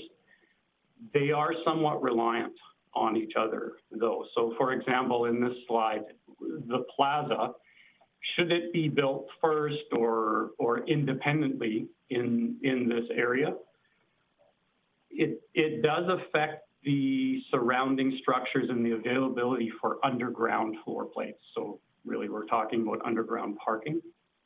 So building the plaza first or independently may mean that the available underground parking for a mixed-use plaza is somewhat reduced, versus the option on the right side, which is building the multi-use first, which may allow for a larger underground floor plate.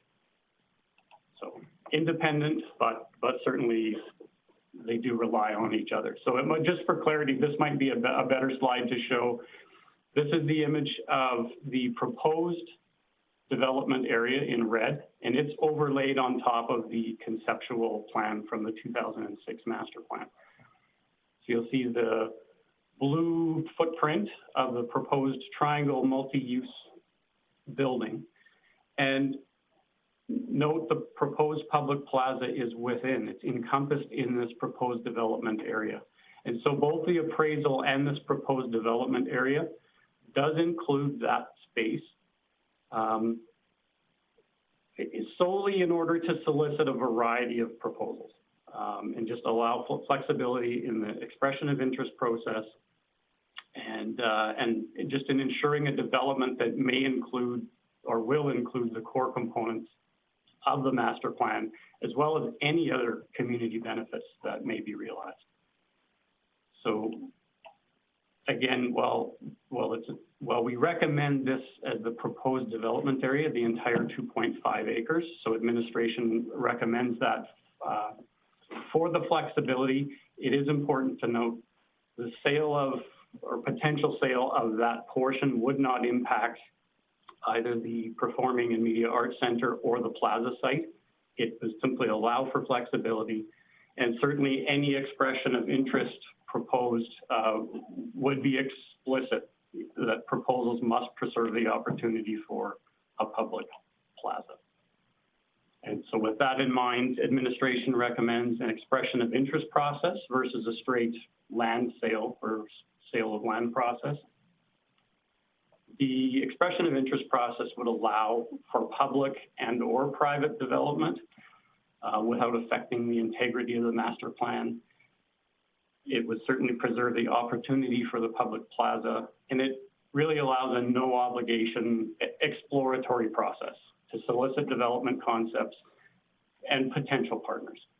And also important that it does provide an open and transparent process.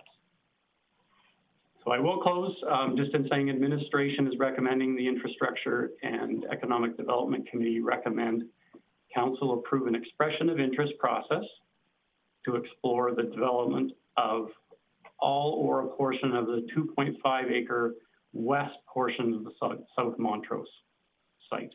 And any resulting opportunities would be presented to council. And if there are any questions today, there's myself, Land Officer Gordon Halliday is certainly available here as well. And I'm happy to see that, I'll put her on the spot a little bit, Allison Downing, who is a lead on the 2016 master plan, is also on this call today. Well, thank you. Great. Well, thank you. We appreciate the turnaround on the report and the information. Is there any questions from committee? Mayor Given.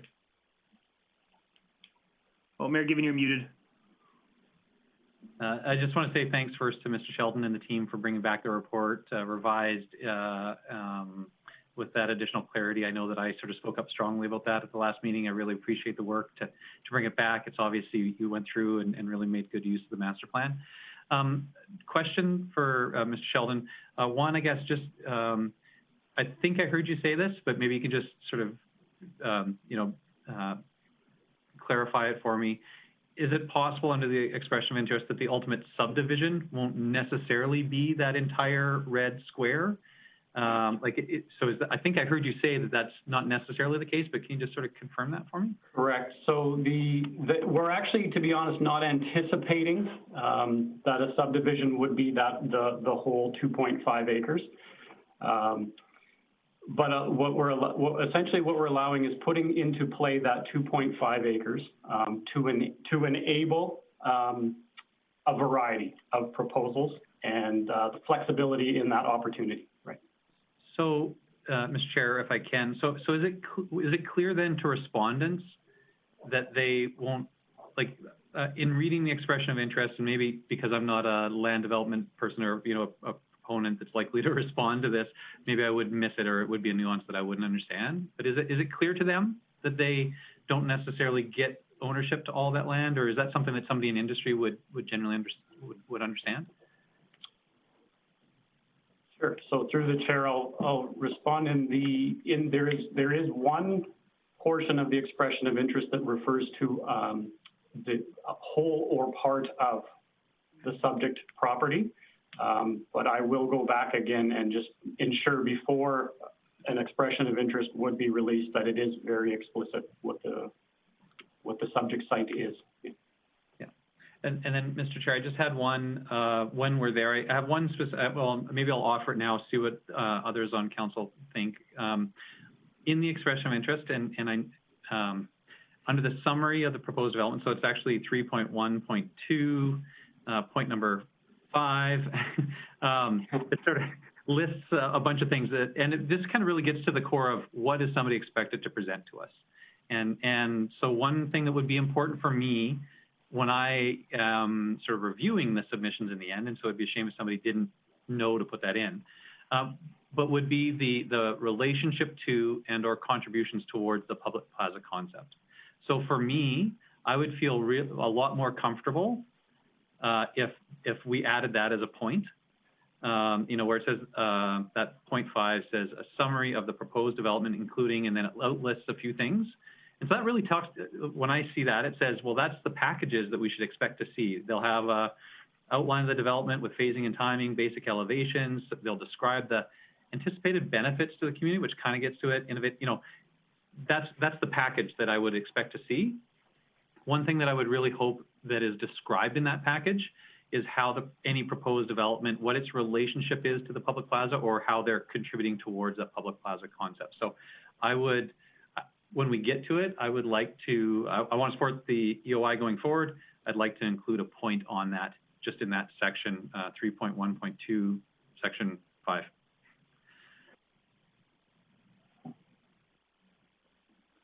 I'm just looking to Mr. Sheldon. Is there any reason that couldn't happen, or that would be ill-advised for some reason?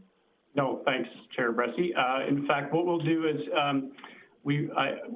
administration front-end loaded it a little bit in the expression of interest in talking about the opportunity and ensuring that it met with the core components. So we'll just move some of that verbiage expressly into the expression of interest package that would be required. Thank you. Councillor Clayton. Thanks, Chair Bressie. Maybe it's not normal, and I'm just curious, Mr. Sheldon, unless I'm missing it, I don't see any timelines referred to. I mean, obviously there's a timeline of when the EOI is due, et cetera, but is it normal to just sort of look for an EOI and not say, relative timelines? Is the city looking to build this in 5 years, 10 years, 2 years? Like, is that normal, or? Sure, through Chair Bressie. Yes, normal. What we've done in this proposed expression of interest is indicated that was a clear objective of the city, is timely development. So encourage people to include in their expression of interest package the timing, their proposed timing, knowing, and I think in terms of the term normal practice, a developer will very clearly pick up on the fact that timing is important, and they would obviously score well in an expression of interest process if their development was more timely than another one, for example. Sure. I guess, is there an appetite from committee or council? We can leave it to council discussion, but do we want to have more input on that? I just, if somebody says they're ready to do this in 2 years, are we actually ready? Yeah, Mayor Given. Yeah. So yeah, Councillor Clayton, certainly I would be. I think administration's intention was to say, go rather than being prescriptive to the industry and say you must do something, to leave as much latitude to industry to tell us what they think it will take to do, or what their timelines would need to be, and I'm okay with that. If they came and said, I can do this project in the next 6 months, well, great. Or if they said, well, actually, this project will take 3 years to build out, then that, but that should be up to them to tell us what the market is or how long a project, so I'm really comfortable with the timelines that are in there, because they do say in that section that I was referencing, it says an outline of the development, phasing, and timing. And so that's industry telling us what they think it will take, rather than us telling them what we think it should take. Mm-hmm. I'm okay with that. I know for me too, you also ask, are we ready if they want to do it in 2 years? And for me, I'd say it kind of depends on what they're asking. If they're asking to fully fund it themselves, then I like a proposal, that I'm pretty ready to go forward pretty quickly. If they're saying, hey, we're willing to do it, but the city needs to kick in $10 million to help us with the underground parking, and you guys need to build this plaza before we start, then I might need a longer timeline for me to be ready to go with it. So right now, I'd love to hear what industry wants with the timeline if they're interested in this. Yeah, and I guess, Chair Bressie, that's sort of my point. Like, I appreciate us collecting information, et cetera, and love that we're going to listen to industry of what they think will work. Ultimately, though, there's so many variables on our part that I also don't like wasting people's time. So, yeah, I get it. Thanks. Councillor Blackburn. Thank you. A thought that just occurred to me is that if a developer is going to be interested in developing this site in a manner that goes along with the site plan. One of the complementary features in the area is the existence of a performing arts center. And I know that our discussions about a performing arts center are in very preliminary stages. And I know that there has been some expression of concern about that being the right location for the Performing Arts Center. So I'm just wondering if our lack of, I shouldn't call it a lack because that can be a derogatory term, but the fact that no decision or even tendency to want to put the Performing Arts Center there, I wonder if that would discourage people from wanting to develop something that they might think would be complementary to the adjacent site. Just a thought. Are there any other questions or comments from committee or council? Mayor Given. Yeah, I think that's a fair point. We should allow the developer, that is a fair point. If somebody sees this concept, and I think we all acknowledge this may be a long-term concept, but if somebody sees it and builds based on that long-term vision, they may want to say, hey, you said that something like this would happen. And so we may just, we should ask them, maybe a little bit about what they're hoping to be next to, or how contingent their development is. That's a fair point. It is, because I think it is very attractive because of the future vision. If, some council radically changes the future vision of that land and puts I'll be a bit silly, but, puts an abattoir there, a meat processing plant, all of a sudden it might not be as attractive a site, but yeah, fair point, Councillor Blackburn.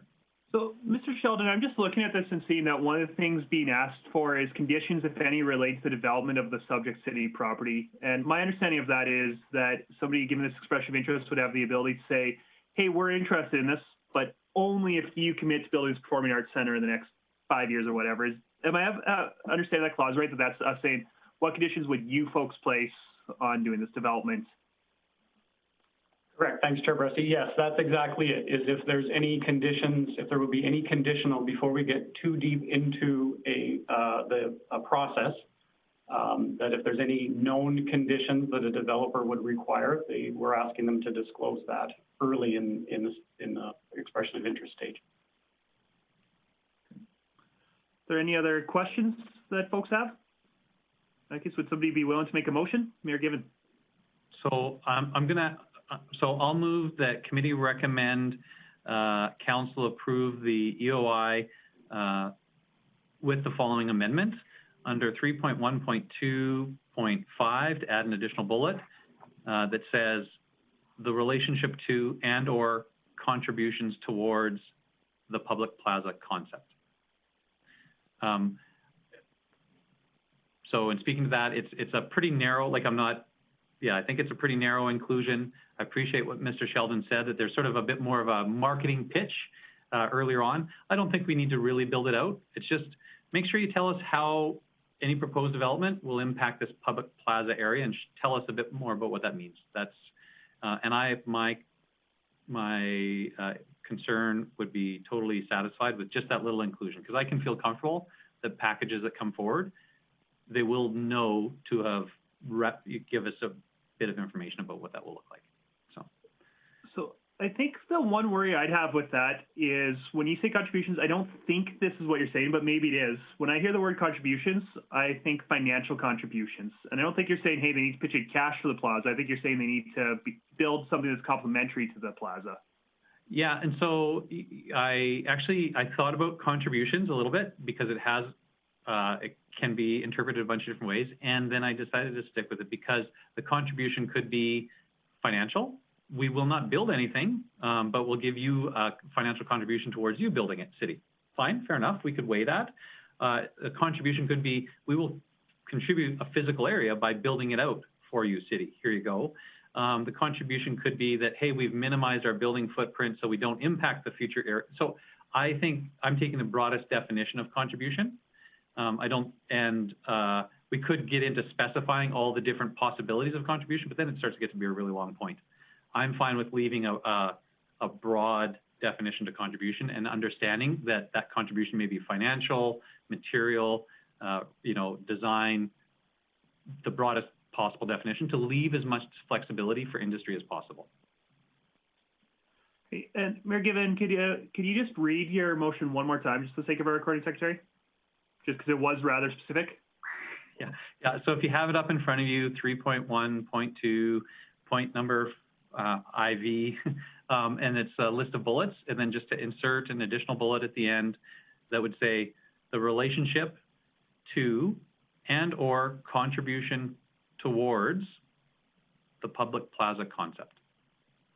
Great. I don't think I caught that and/or before contributions before, so that actually gives me comfort in the motion too.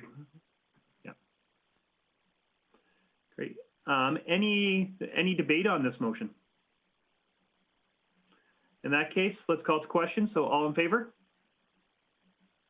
And that motion carries. And any further business relating to this? Great. Well, thank you. Thank you to all of our staff that worked on this. Really appreciate it and look forward to this debate at council. And then moving forward to, we've got one last item, and that is our canola to key update. And I see a whole bunch of staff names beside that, but I'm assuming it's Ms. Trim who's going to be leading the conversation on this.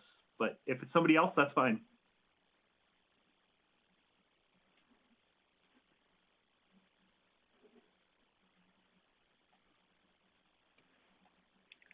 Thank you, Councillor Bressi. Yes, I will open the conversation. Then we'll have some other staff take on various components of the presentation. Great. So just as a highlight, Mr. Bork, if you can skip to the next slide, please. The canola to key, as we had mentioned many times in the past, is a review of our land development process from raw land to occupancy. And it encompasses 7 different components, as you can see on the screen in front of you. The focus areas for review were established following consultation with key stakeholders and included 10 areas of interest. And you'll see those on the next slide.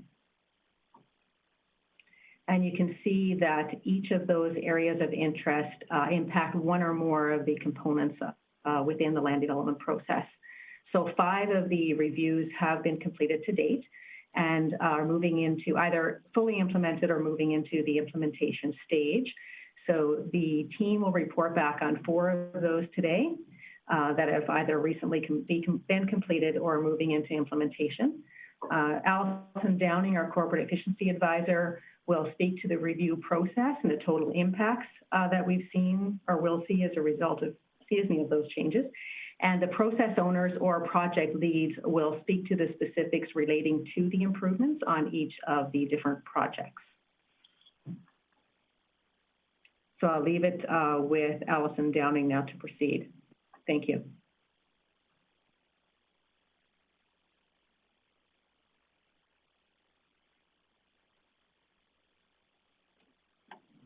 Oh, thank you, Kinza. And if we could move on to the next slide. So each of the projects that we've worked on has gone through an analytical approach.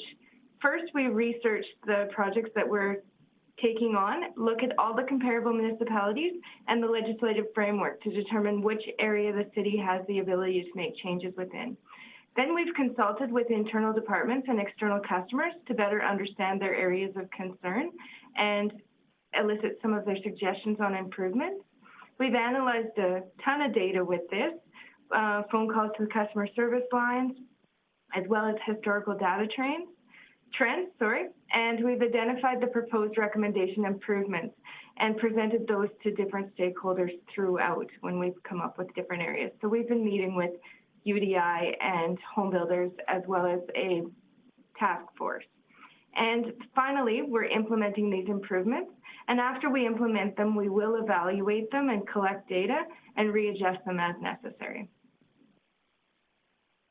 So to go into a little more detail on the stakeholder engagement, the first step was group engagement, where we brought different stakeholders to the table all at once. So that included utility providers, builders, surveyors, and consultants, etc. in the development world.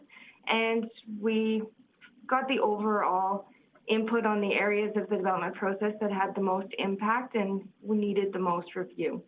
From that, we asked them to come forward to be part of an advisory team, and various members from each of the different stakeholder groups came forward and met with us individually. Then through the spring and summer of 2020, we've gathered input. So we've had individual meetings with different builders and developers on areas that are specific to them on the 5 projects that we've completed and we'll be reporting on. This process will be continuing as we are about halfway through the process and have a number of projects to still complete. So now I'm going to turn it over to Alyssa in engineering. Oh, no, sorry, to Rory. Thank you. And he'll present on one of the first improvements, which was the combined application forms. Right. Thank you, Allison. So one of the first projects we embarked on here was the looking at application forms and the application process. There was a number of issues that were identified, many forms, lots of duplication, some requirements. There was opportunities for automation, and so we looked at all the application forms throughout the development and building inspection process, and developed a number of ways that we could streamline the process and remove those redundancies. If you want to go to the next slide. So this is, as an example, the forms you would have to fill out to build a single-family dwelling in the city right now. So you had about 5 legal-size forms, a couple other forms, 7 total. You had to fill out your name and address about 7 times, and sign it and provide multiple pieces of information, multiple times. And then you had to submit each of these. You had to submit your development permit application to development, and then your building one to building, your lot grading one to lot grading. There were several checklists involved. So it was, bit cumbersome as the process evolved and grew over time. After examining it, if you want to go to the next slide, we've condensed those 7 pages, 7 legal-size pages down to 3, letter size, significantly reducing the amount of paperwork. So certainly for the end user, it's there's a time savings and it makes the process a little more efficient for them. But the real time savings are on the internal side. Instead of having us to process multiple applications multiple times, there's just one entry now, and it is significantly reduced the processing time internally, going to this simplified form. On it, we've also reduced the number of fields and reduced the, really distilled, what is the information that we actually need, and put that in. We've also automated it. Right now, if you enter your square footages, it just automatically calculates your building permit fees. So that's all built in there as well. We've gone to electronic signatures, which will significantly, it makes things a little bit easier. Where the real savings on that are, though, before we've, for a lot of builders, it's the developers that own the lots. And so the builders had to get permission from the developers to build on them. And then there was a physical signing that had to happen for every single property under development. Now with electronic signatures, that can just be done electronically. And that's one less step, one less physical movement that has to take place, and, sending a physical piece of paper back and forth between developer and builder. So that, let's go to the next slide. You can just see just within this one single family dwelling, we've gone from 7 to 3 pages, 129 fields. Now you only have to fill out 30, and from 97 check boxes to 31, and essentially getting, the same information with that. Should say that, so that was the single family dwelling, but we've developed these new forms that it takes into account all residential. application. So before, if you wanted a deck permit, you needed to go get, your deck permit application, your development and your building. If you wanted to do a basement renovation, or if you want to put a shed, all those different ones. This one is all-encompassing. You fill out, you're doing any residential new builds or any residential improvements. You go to this one form, and it walks you through the steps, and it's much easier and simplifies the process. So that's in a nutshell where the application forms are at. Just going to the future, we are now starting to work on the portal option, which will be basically taking this simplified process and putting it online so that anyone doing building or development will be able to go to an online portal and be able to go through a bunch of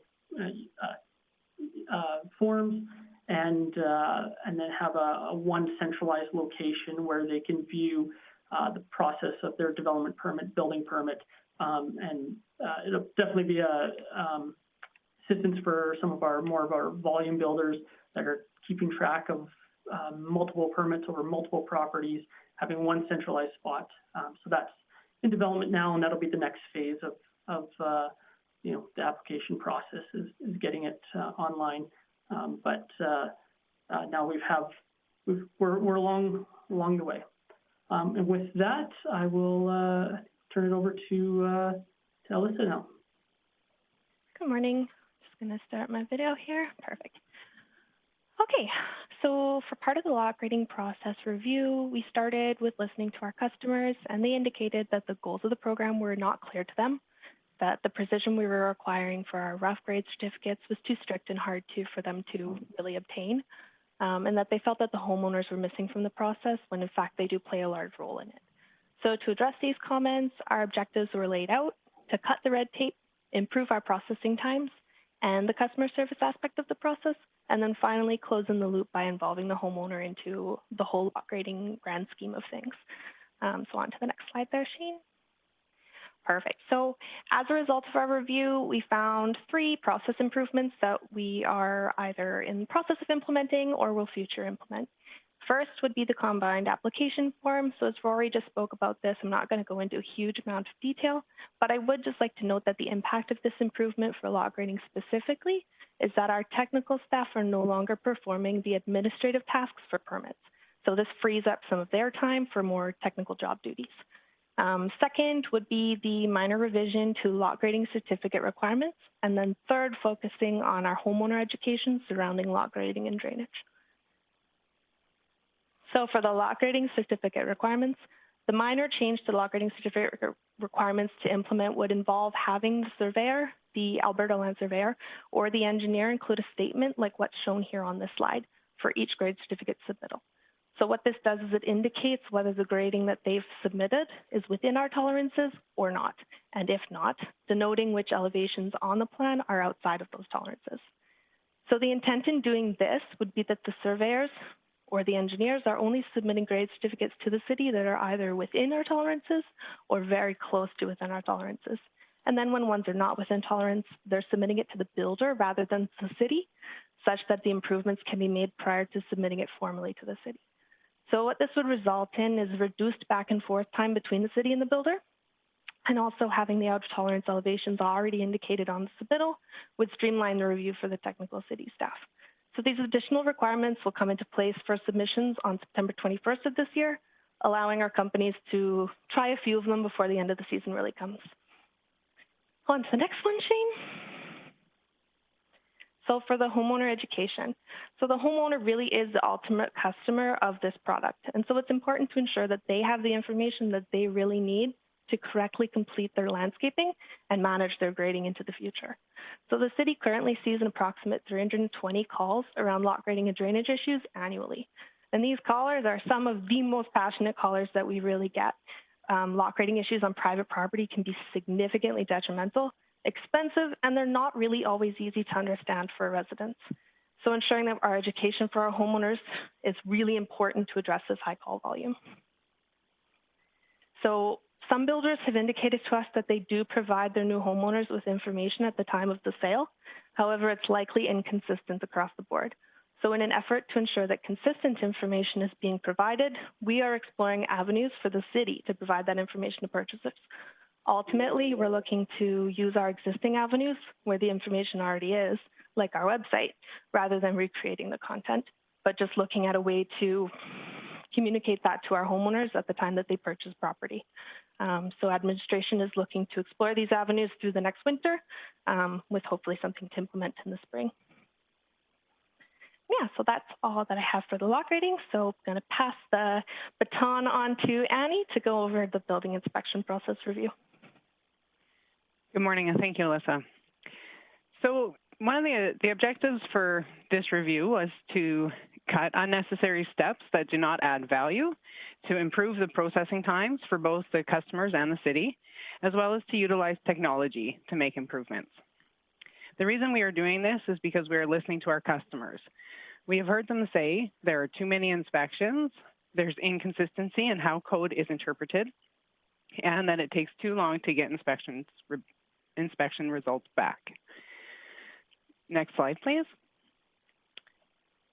Our process improvements include the combined application forms, as Rory spoke on. They have improved our administrative data entry time as we have changed an internal process to match the form's ability. So to explain a little bit further on how this is saving time internally, now we are utilizing a component of CityView referred to as master projects. Once an application is received, a master project is started.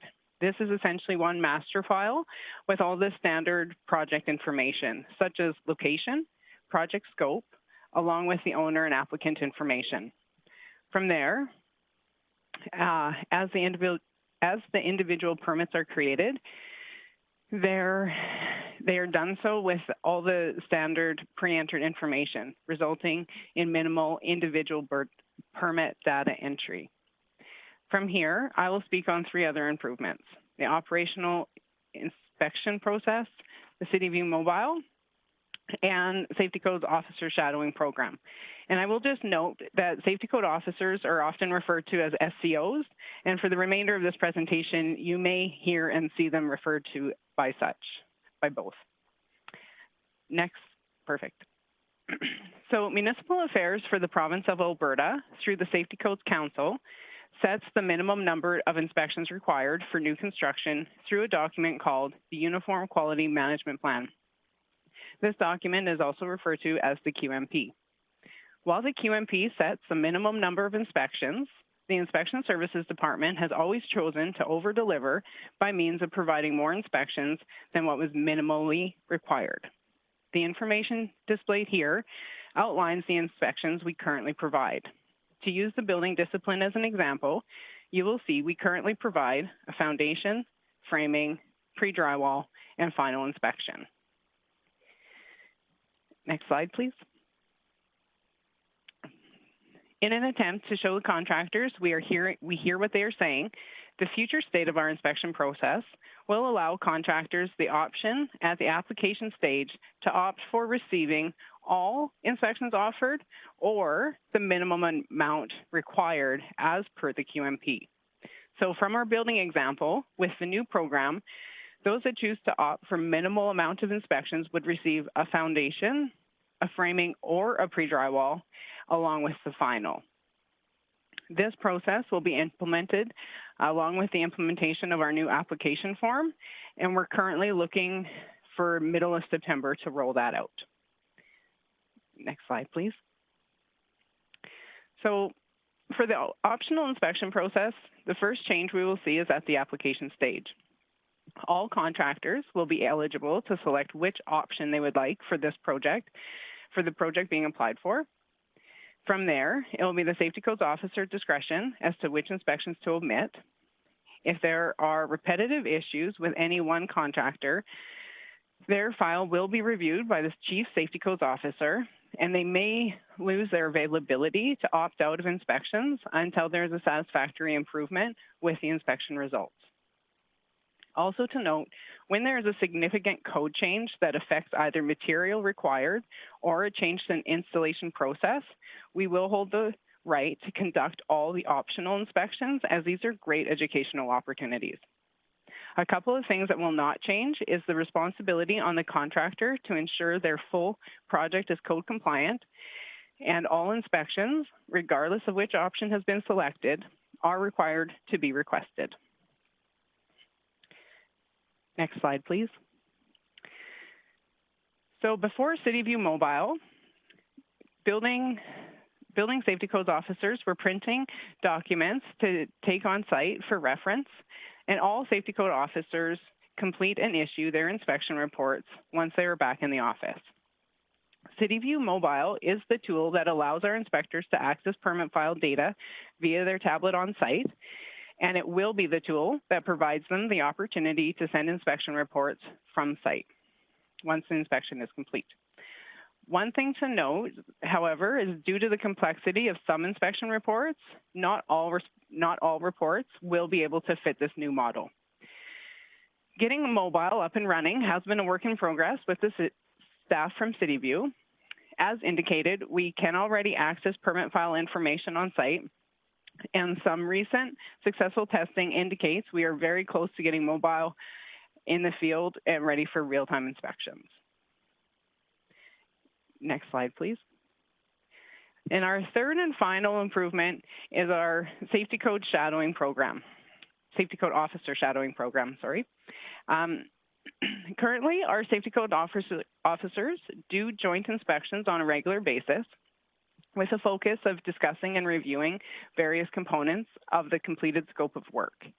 Through this Canola to Keep project, we have pulled data from CityView to gain a better understanding on which type of inspections see the largest gap in outcomes between the applicable SCOs. Now we will be directing their joint inspections to occur in areas of the largest gap. And now I'll turn it back over to Allison. Thank you. Thank you, Annie. So what I'd like to share with you now is some of the results of all of these improvements. So as you're aware, the city is focused on continuous improvement, and we are using the lean approach to do these reviews with the goal of streamlining internal processes as well as the customer experience. And we are calculating the impacts that these improvements are having on the city from both an internal perspective and a customer perspective.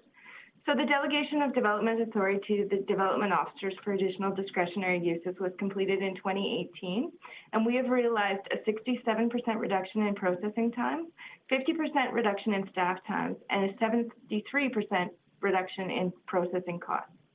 For the application form, what we have done is reduce the number of submittal forms, as Rory went over, eliminated duplication of data. And so what we are expecting this to do is increase the capacity of our technical staff and reduce repetitive data entry. And our prediction is that there will be an annual time savings of 34 days. For the lot grading, we currently have a 15% fail rate on our lot grading certificates, and we are hoping to reduce that to a 0% fail rate. We are hoping to have lot grading certificates that are passed without conditions so that the homeowners have a clean document that they are able to reference when they are doing landscaping, et cetera. We're decreasing the lot grading certificate review times by having that back and forth go between the builder and the surveyor. And we are expecting an annual time savings of 55 hours.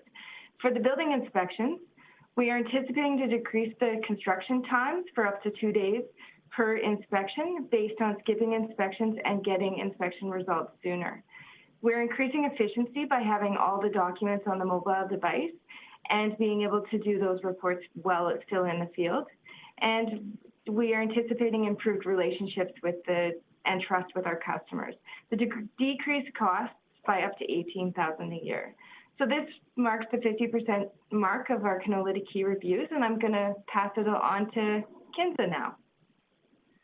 Thank you very much, Allison. I just want to take a moment just to acknowledge the efforts of our internal staff on those reviews.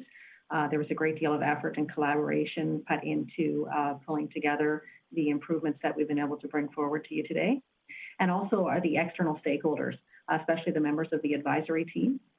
We definitely relied on them a lot to help drive this forward and better understand what their vision and hopes were for improving upon our land development process. As part of the next steps, you can anticipate that we will be continuing to monitor the improvements as they're implemented so that we can make adjustments to ensure we meet the targeted intent. And you will get a final report back on the formal projects that were submitted for review initially, the 10 that I had highlighted at the beginning, by the end of this year with the recommended improvements that we're moving forward with and the impacts of those. So thank you very much for your time. Great. Well, thank you very much. I appreciate the report. I appreciate the update. I'll look to committee, see if there's any questions. And since there's a number of staff that deliver this report, you all have different expertise. I don't really know who to call on when a question comes up. So I'll just hand it over to staff in general, and whoever it makes sense to answer that question, please feel free to answer a question that comes. So Councillor Blackburn. Thank you. And I don't actually have a question, Councillor Bressie, but I do want to commend both the department and the committee for the work that's been done. This is, to me, the kind of efficiency improvement that I've been looking for all along. That's based on changes to operations because they're necessary and possible, rather than starting with, you have less money, now figure out how to do it. So, well done. Thank you. Great. Councillor Palat. Thanks, Chair Bressie. Also want to say thank you to Kins and her team on this. I think having a process like this is just going to continue to evolve. We're already going to see savings as a community and hopefully build synergies with industry, which is really important to me. I did have one question about the homeowner education portion. Can you just explain to me, I guess, are we sending a physical letter? Are we contacting homeowners when they purchase a home through taxation when we know there's been a change from the builder to the homeowner? Just trying to wonder how much more engaged we can get with the homeowner process.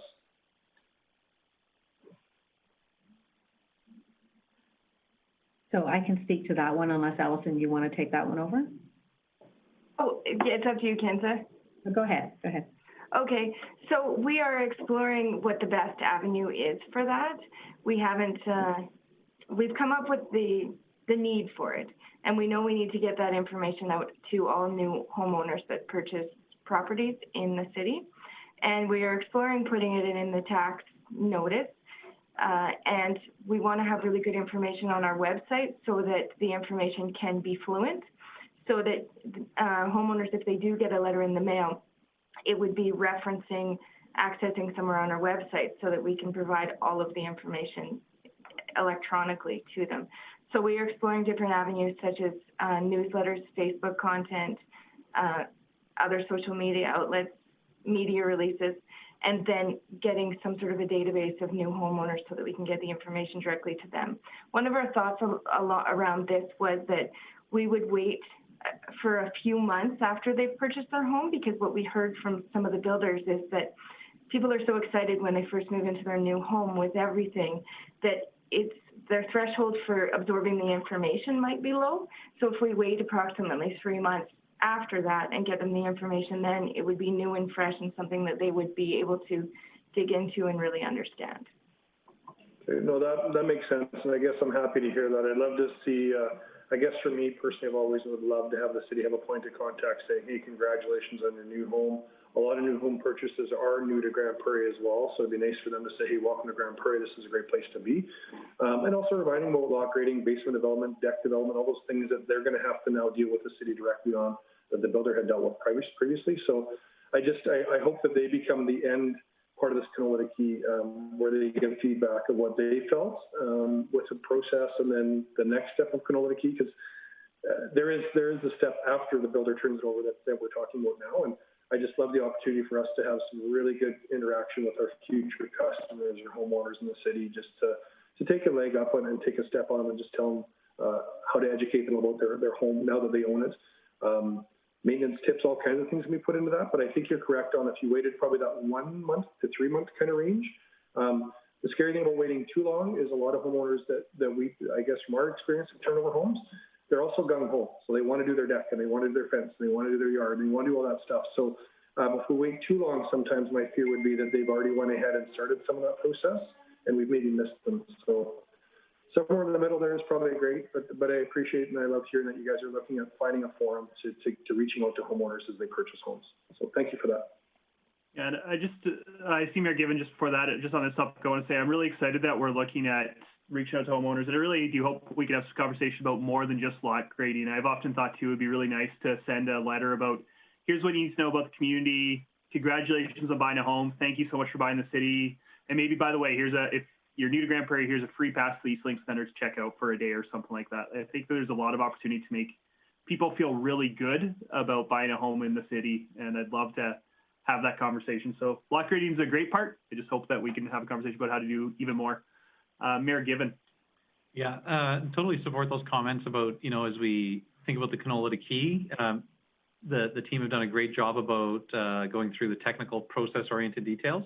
And I think as you get to that key part, what I'm hearing Councillor Plott, Councillor Bressie, and I agree with, is now you start to get an opportunity that's created to do some relationship building, which is a little bit less process-oriented, and so might take some different skills. But we've created an opportunity to do that by this Canola to Key project, and so good job to all of you. It really just is fantastic. I'm blown away by the work you've done. Congratulations to all of you. The only other thought I had to offer on this sort of getting to homeowners or other potential stakeholders might be realtors. There's a wide variety in terms of realtors, just as there is in every profession, but there are many that are really looking to add value as a professional realtor today, because the market, it's just changing so much how you might market a home. There's a lot of realtors who are doing innovative things to try to provide some value in their role as a professional realtor, and working with them on, especially on that homeowner end issue, like lot grading or any of the other things that we're talking about. It's another stakeholder that starts to become more important. And I don't think that we'd get all realtors, but certainly there's a subset of them that I think would really be interested in seeing this as a way that they could provide additional value in their practice as a realtor. So you could start that with the real estate association or with individual realtors. I mean, you'd have to be even-handed to make sure that you're not playing favorites. But we should expect that there are some that will really pick up on this and will want to do it and would be happy to run an education session for homeowners on lot grading, because that's the way they're doing their business. But we shouldn't miss the opportunity to leverage those external resources into getting our message out. Great job. Yeah. Any other questions or comments from committee? Oh, sorry, Councillor O'Toole. I did see you waving before. My apologies. Councillor O'Toole.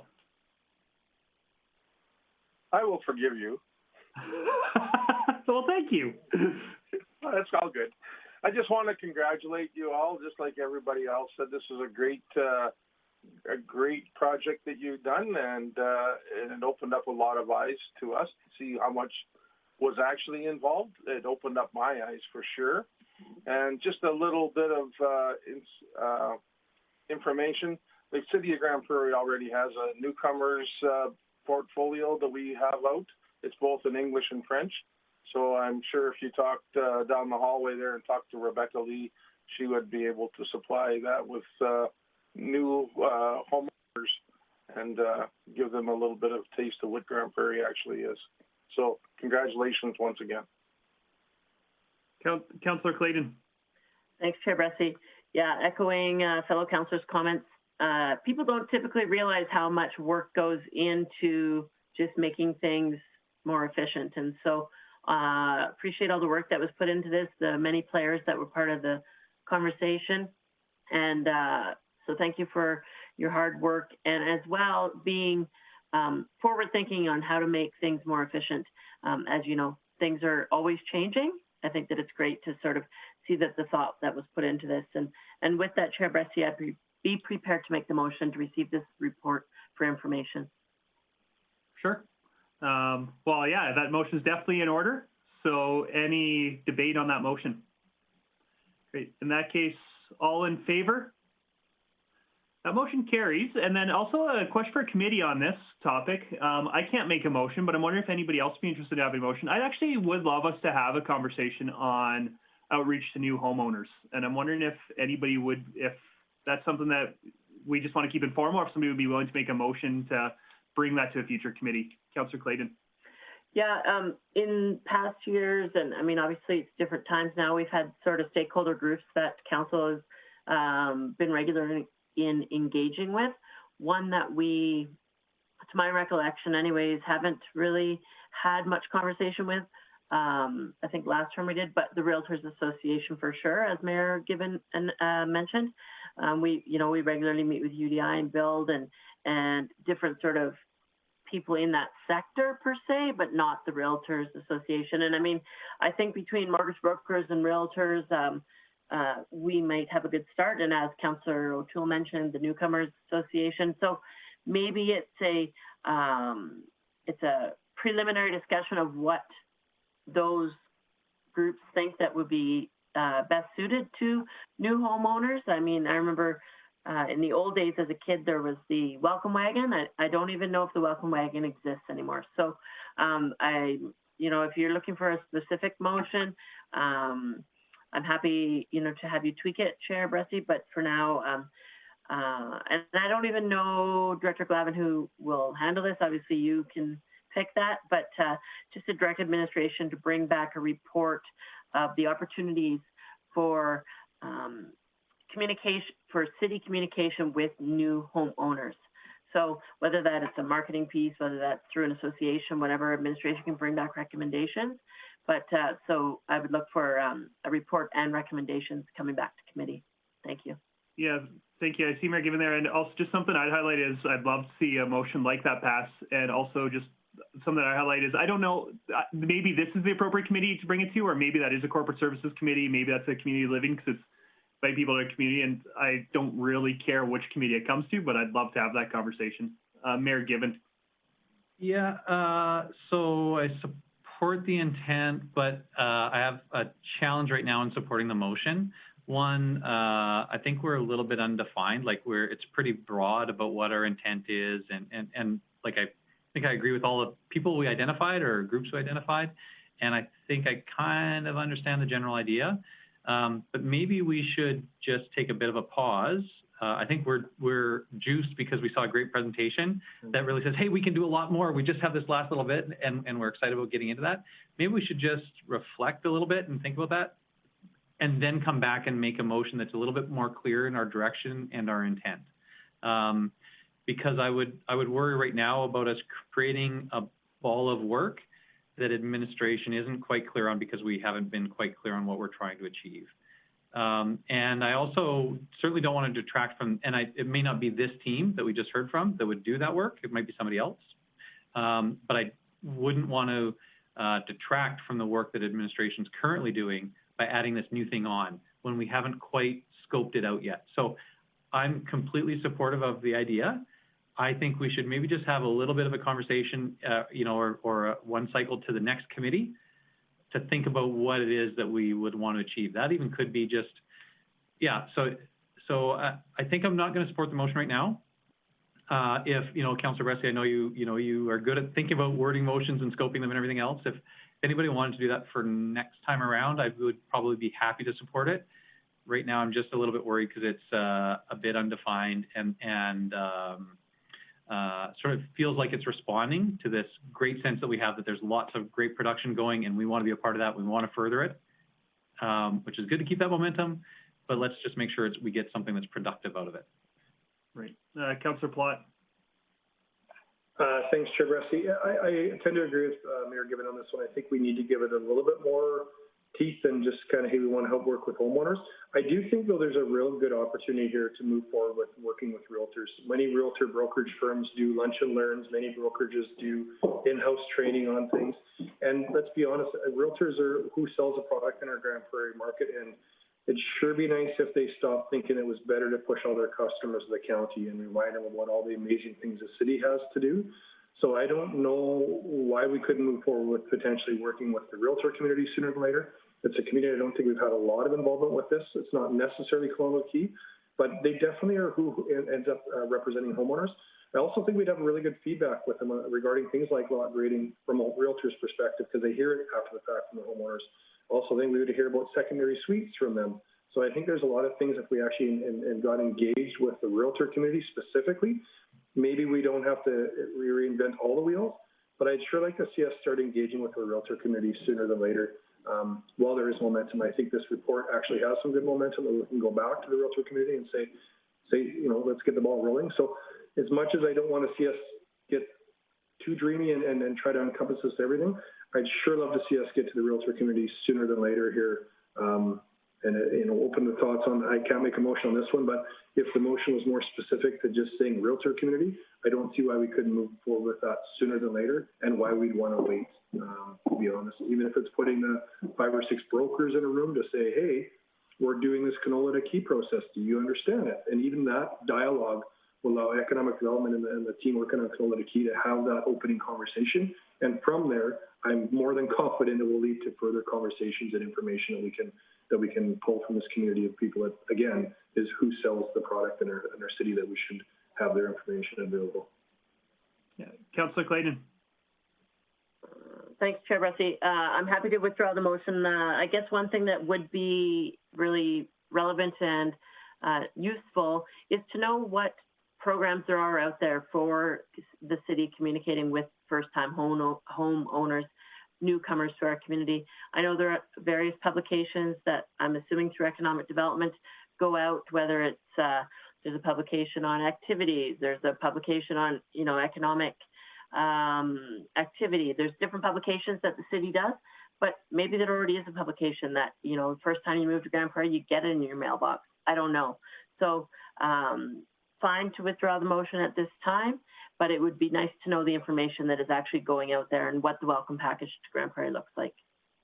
Well, maybe why don't we just ask, appreciate, withdraw the motion. I agree with, I tend to agree with what was said, if this might be a worthwhile conversation, but maybe let's put a pause on it. So maybe, I don't think we need a motion for this. Can we just ask Director Glavin and Ms. Van Beekveld, can we just add this to the agenda for next committee meeting?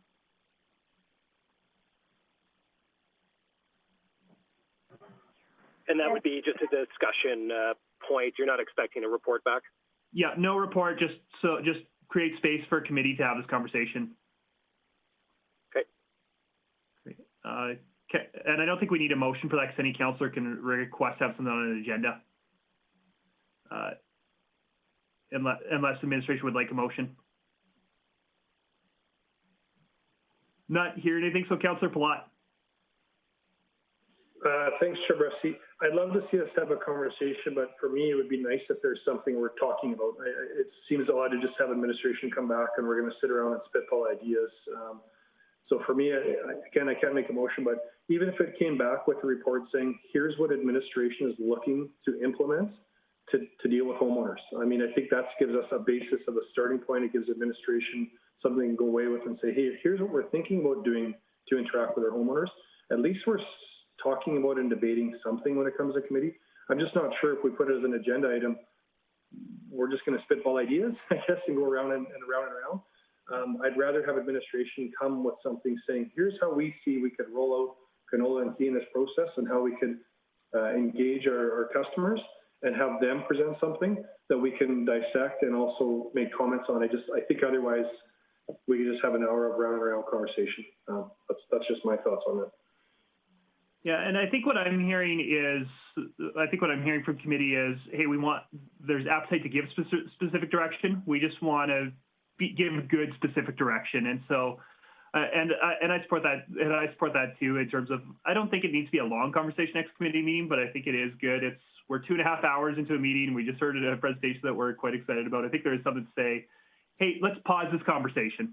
And I don't think it's saying, hey, let's have a whole new conversation. I think it's really saying, hey, let's just put a pause on the conversation we're having right now and pick it up again next time, which I personally think is smart. Well, I don't think there's a motion on the table on this, so I think that means that we can move on to our outstanding items list if I don't see any objections from anybody. Great. Well, in that case, Director Glavin, our outstanding items list, please. Thanks, Chair Bressy. So today we completed item 1103 for naturalization. And I have a date for item 1105 for street upgrades. We're going to aim for October 27th to make sure we get that back in before budget deliberations, in case there's any desire to include any additional funds that aren't already budgeted. And for item 1086, which also was presented today, we're aiming to have back a review for November 10th. And everything else is currently on track. Great. Could I get a motion to accept, Mayor Given? Yeah, so moved. Great. All in favor? And that motion carries. And with that, this meeting is adjourned, and our next meeting is Community Services with Councillor Friesen. Hi there. I think because you've been going for 2.5 hours, a 10-minute break would be in order. Okay, so we'll see it around 11:35.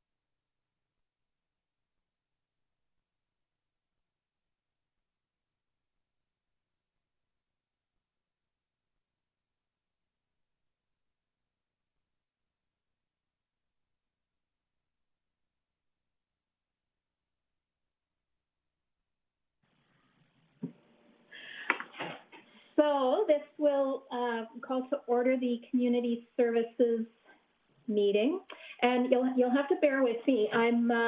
My Wi-Fi is off, and I haven't been able to get it back on, so I'm working off data, and I'm not sure how robust it is. So my following of the agenda and my going back and forth between documents may be a little slow. So members of this committee include Councillors Clayton and Palat and Mayor Given. We'll begin with Director's area updates with Director Miller. Hey, thank you, Chair Friesen. So I did just let Chair Friesen know, I just wanted to let committee know as well that Mr. Ailing has requested that we remove his request for funding for today, and he'll bring it back probably in March. So if that's okay with the committee. But however, what we'd still like to do is have Ms. Cajolet present on the process that we intend on using for emergency funding requests. So that'll be a brief report then. So my update, starting with Community Knowledge Campus and the Twin Ice Arenas. Since we have had our doors closed for the most part, the RCMP took advantage of the closed facility to use it for some police dog training. So that's advantageous for our community as well. And the RFEI for the concession and the catering opportunity at the Coca-Cola Center closed a few days ago. And I've been told there was significant interest, so we're looking forward to seeing what comes with the future there. With Eastlink Center, we have our new indoor cycling program, which allows users to use one of our new stationary bikes, and it's a virtual bike ride. So it's in a darkened room, or it can be in a darkened room with a projector and a screen. And we can also offer virtual cycling classes with or without an instructor present. And then events and entertainment, the Storm Hockey Club is running their training camp from yesterday until September 11th. And the AJHL League, the plan is to continue training until the provincial guidelines progress, where we can allow more spectators and less restrictions in place as well. And some good news, the ice time at Dave Bar Community Center in Revolution Place is about 90% booked. So that's lots of interest there. With these, at MCC, the Teresa Sargent Hall project is now complete. And I think all of council's aware as well, the entrance feature signs, we have one on the west end and one on the north end that they're both installed now. And I just wanted to thank staff for all the work on that, and for the public engagement process as well, the feedback from the public and the feedback from council as well. And then with Fleet, our vendor for the electric buses was on site last week, helping us with the startup process. So they should be in service next week. And so we'll have a total of 5 electric buses going around our community. And Fleet's also busy doing just touch-up repair work on our winter equipment, which seems like the fall weather's here already, so hopefully snow stays away for a little while longer. With sports development, wellness and culture, Alberta Culture Days is fast approaching, which is September 25th to the 27th. So this year, the city's working with various community partners, including the Art Gallery and the Center for Creative Arts, to put on an event for the community. And then with transit, today is the first day where we're asking passengers to wear their masks, both on accessible and public.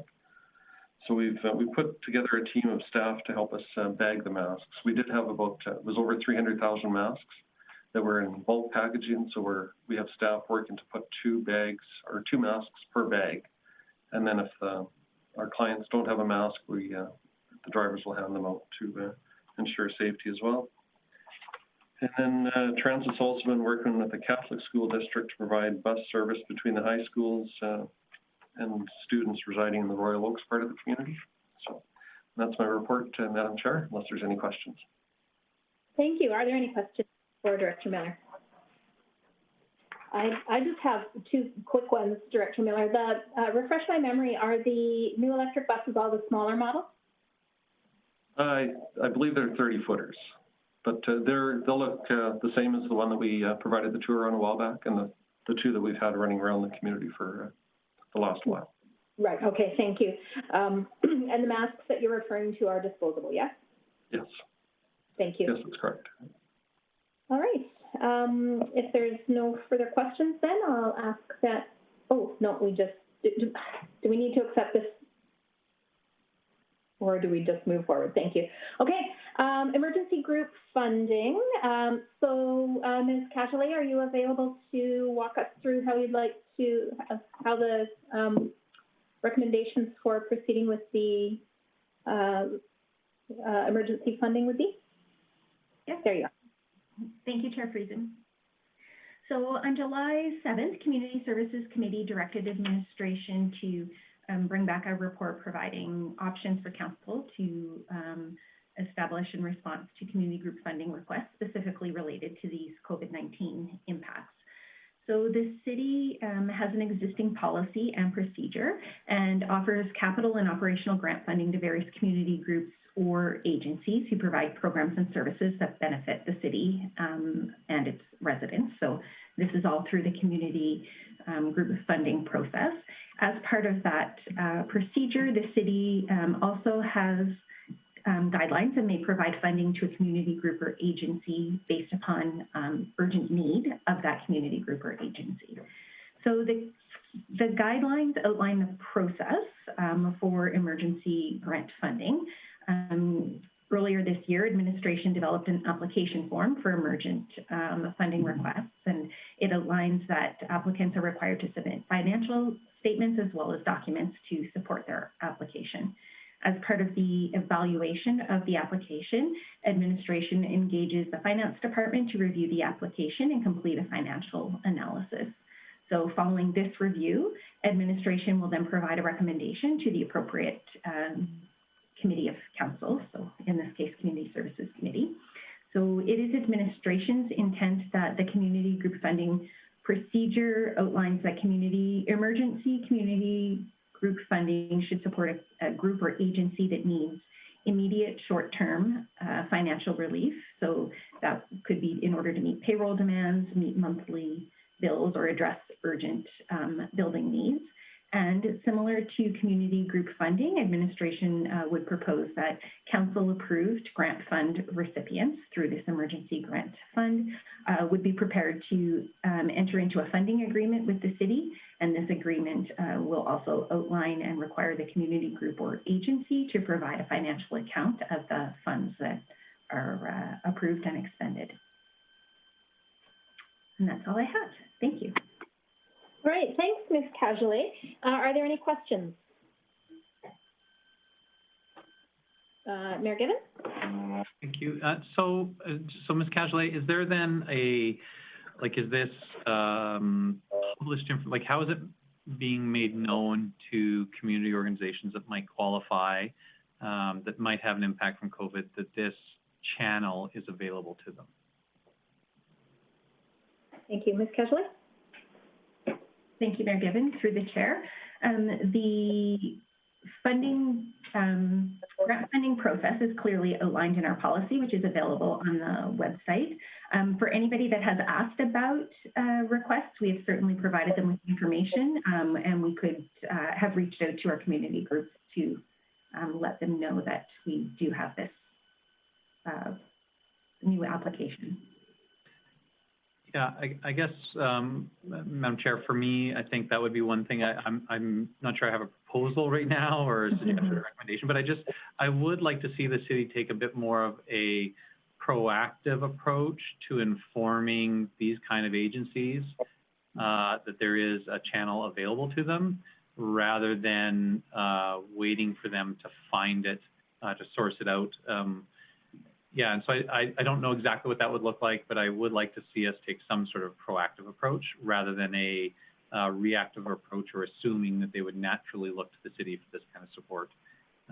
So again, I'm not sure that I have a specific ask on that, but that would be my preference. So.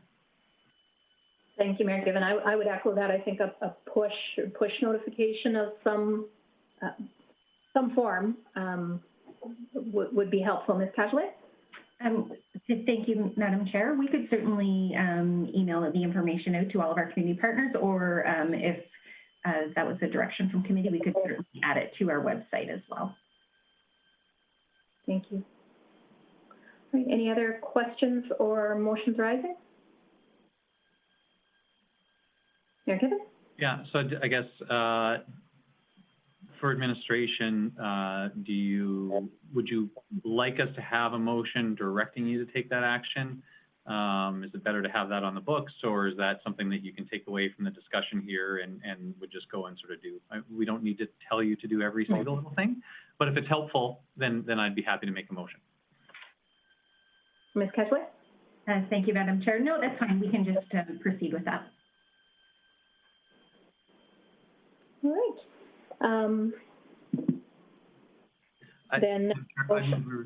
I move we receive for information.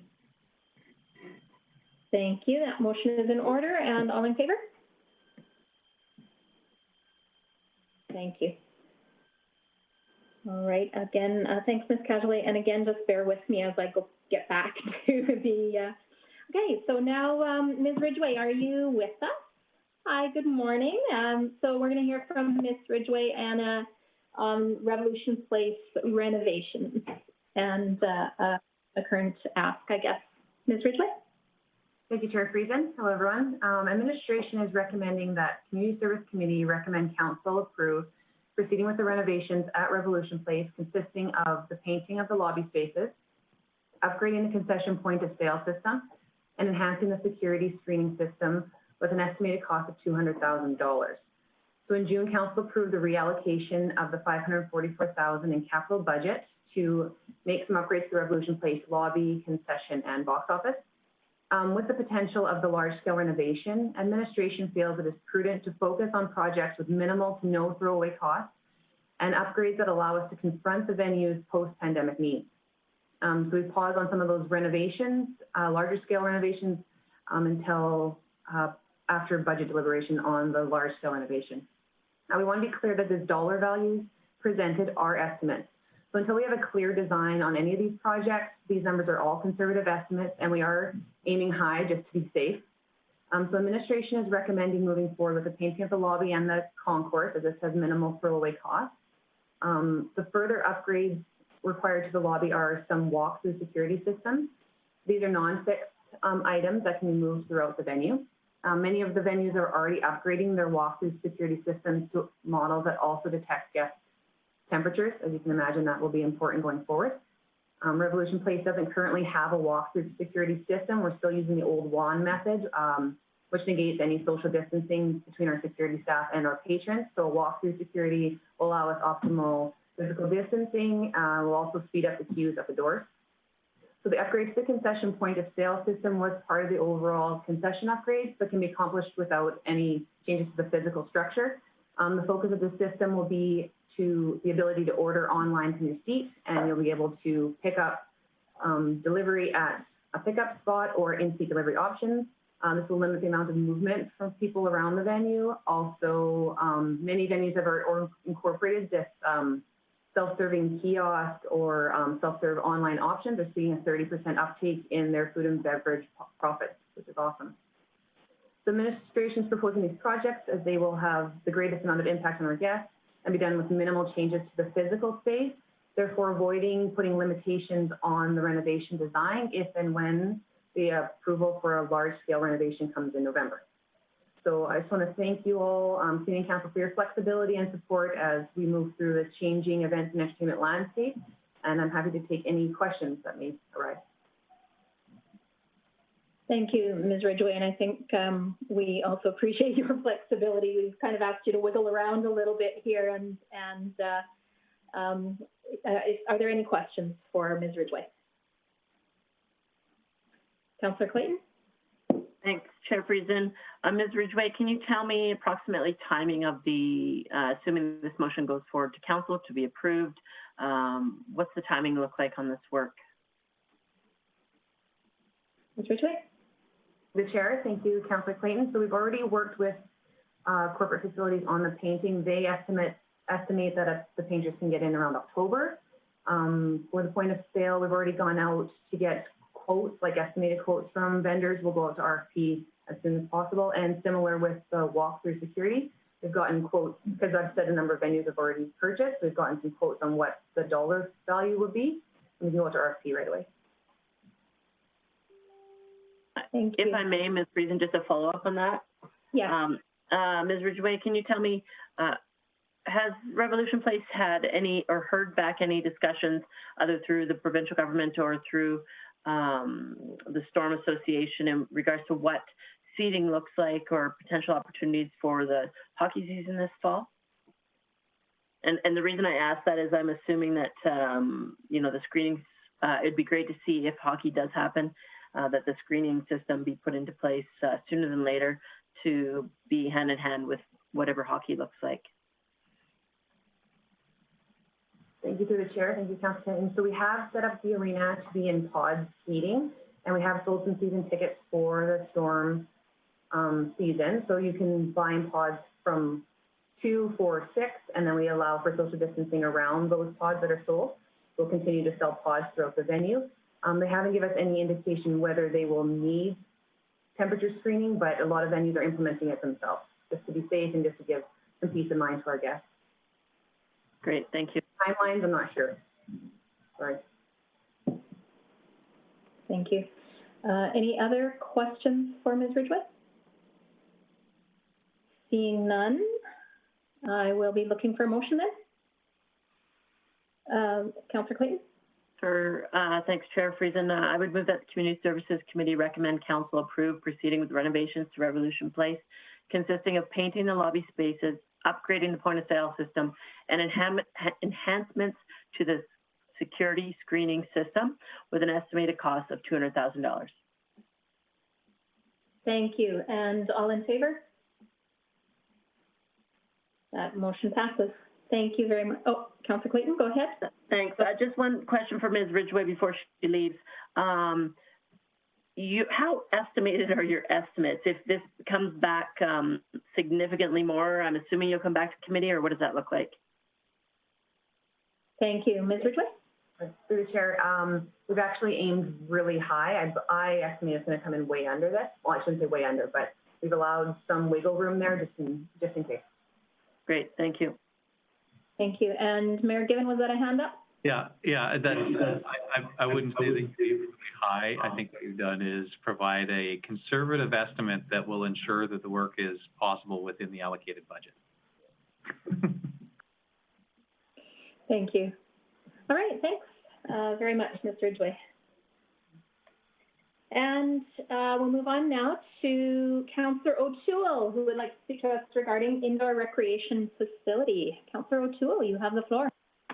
Hello, thank you very much. I'm excited to present this possible project and hope that I get okay from council, and I need to work with administration as well in the future because I have some ideas. So what I'd like to present is a possible pilot project. This project would be a building that would be built to standards that meet the building code, but not necessarily an engineering or an architectural marvel. What I'm looking for is, I'll just give you a little bit of background. Over the years, been on council. I know we've gone to different conferences and different sort of things like that, information sessions. And I'd like to just share that Councillor Clayton went to the Winter Cities project in Edmonton a number of years in a row and come back and said, you know what, we are a winter city, and we need to develop things that are used in like summertime sports. And we don't have any actual facilities for summertime sports in the city. So such as BMX riding, you could say volleyball, but there's gymnasiums. But as a city-owned facility, I would like to see some summertime sports. That could include, not necessarily all of these, but we could have such as an airsoft facility that we could offer, a climbing wall. We could have an area where people could fly their drones. We've got that disc golf thing that's taking over the city here, and I know there's somebody on council that represents that. And but even an indoor golf, and I'm not trying to take away from any businesses here, but we could have an area in the place where we could do practicing chipping and putting prior to the year. There's other things like tennis, lacrosse, possibly. We have parkour, RC racing that we've heard from many times over the years that they don't have a space, and we're wondering where they could play. One that caught my line is zip lining. I think that would be a place where we could do this. The building that I'm looking for would be big enough to hold a hockey arena, but I don't want hockey to be played there. We got enough ice arenas that I want this to be a summertime sport that we could hold in the winter. And I've been doing some thinking as well that there's opportunities to add to the structure in the means that we could maybe have a toboggan hill nearby. We could have a bike skills park close by. These are somewhat low-cost items that we could have in a residential area, and I'm thinking specifically the east side of Grande Prairie. We've got a number of residential neighborhoods that are near the soccer fields that the Rotary has named. And I think the city owns some space there. And what I would like to have is a cost-effective in nature, meet minimum standards of building code, land use, and other regulatory requirements,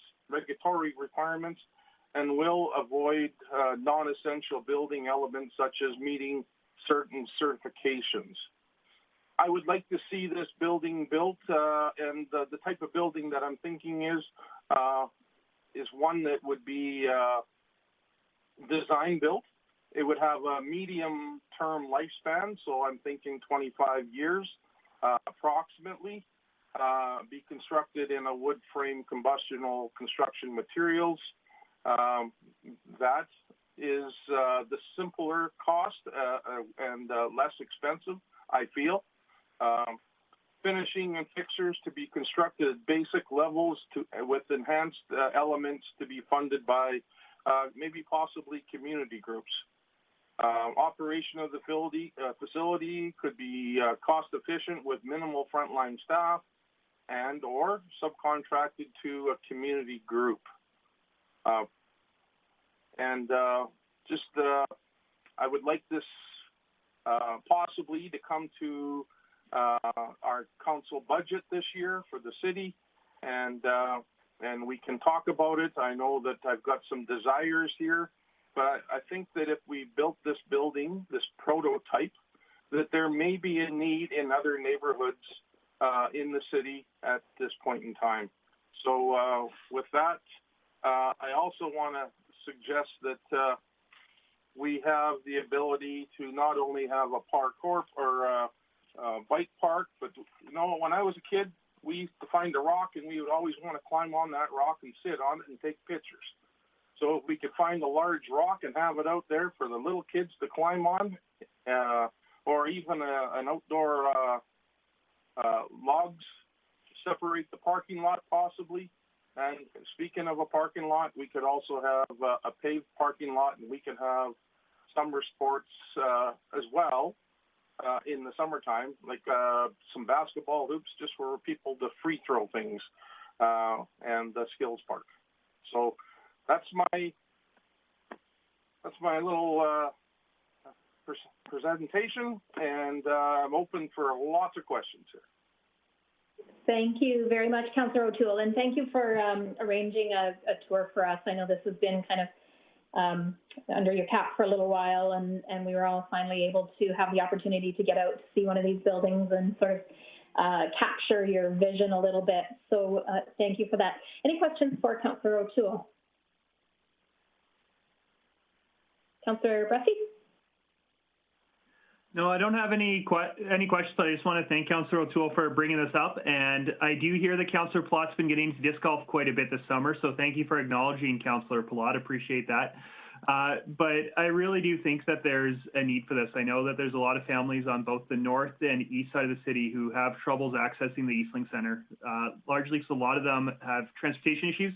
Sometimes it's too long a drive, but for a lot of those families, they just don't have regular access to a vehicle. And also, there's cost issues with going to the Eastlink Center. So I think having something that's closer to these families and also something that's doesn't have all the bells and whistles, so it could be delivered more affordably or possibly even for free for some of those kids, is a real need in the city. And so I'm really excited that Councillor O'Toole is bringing this up, and I'm looking forward to seeing where this conversation goes. Thank you. Councillor, oh, sorry, did you want to respond, Councillor O'Toole? No, that's fine. I'll talk later. Okay, Councillor Clayton and then Mayor Gibbon.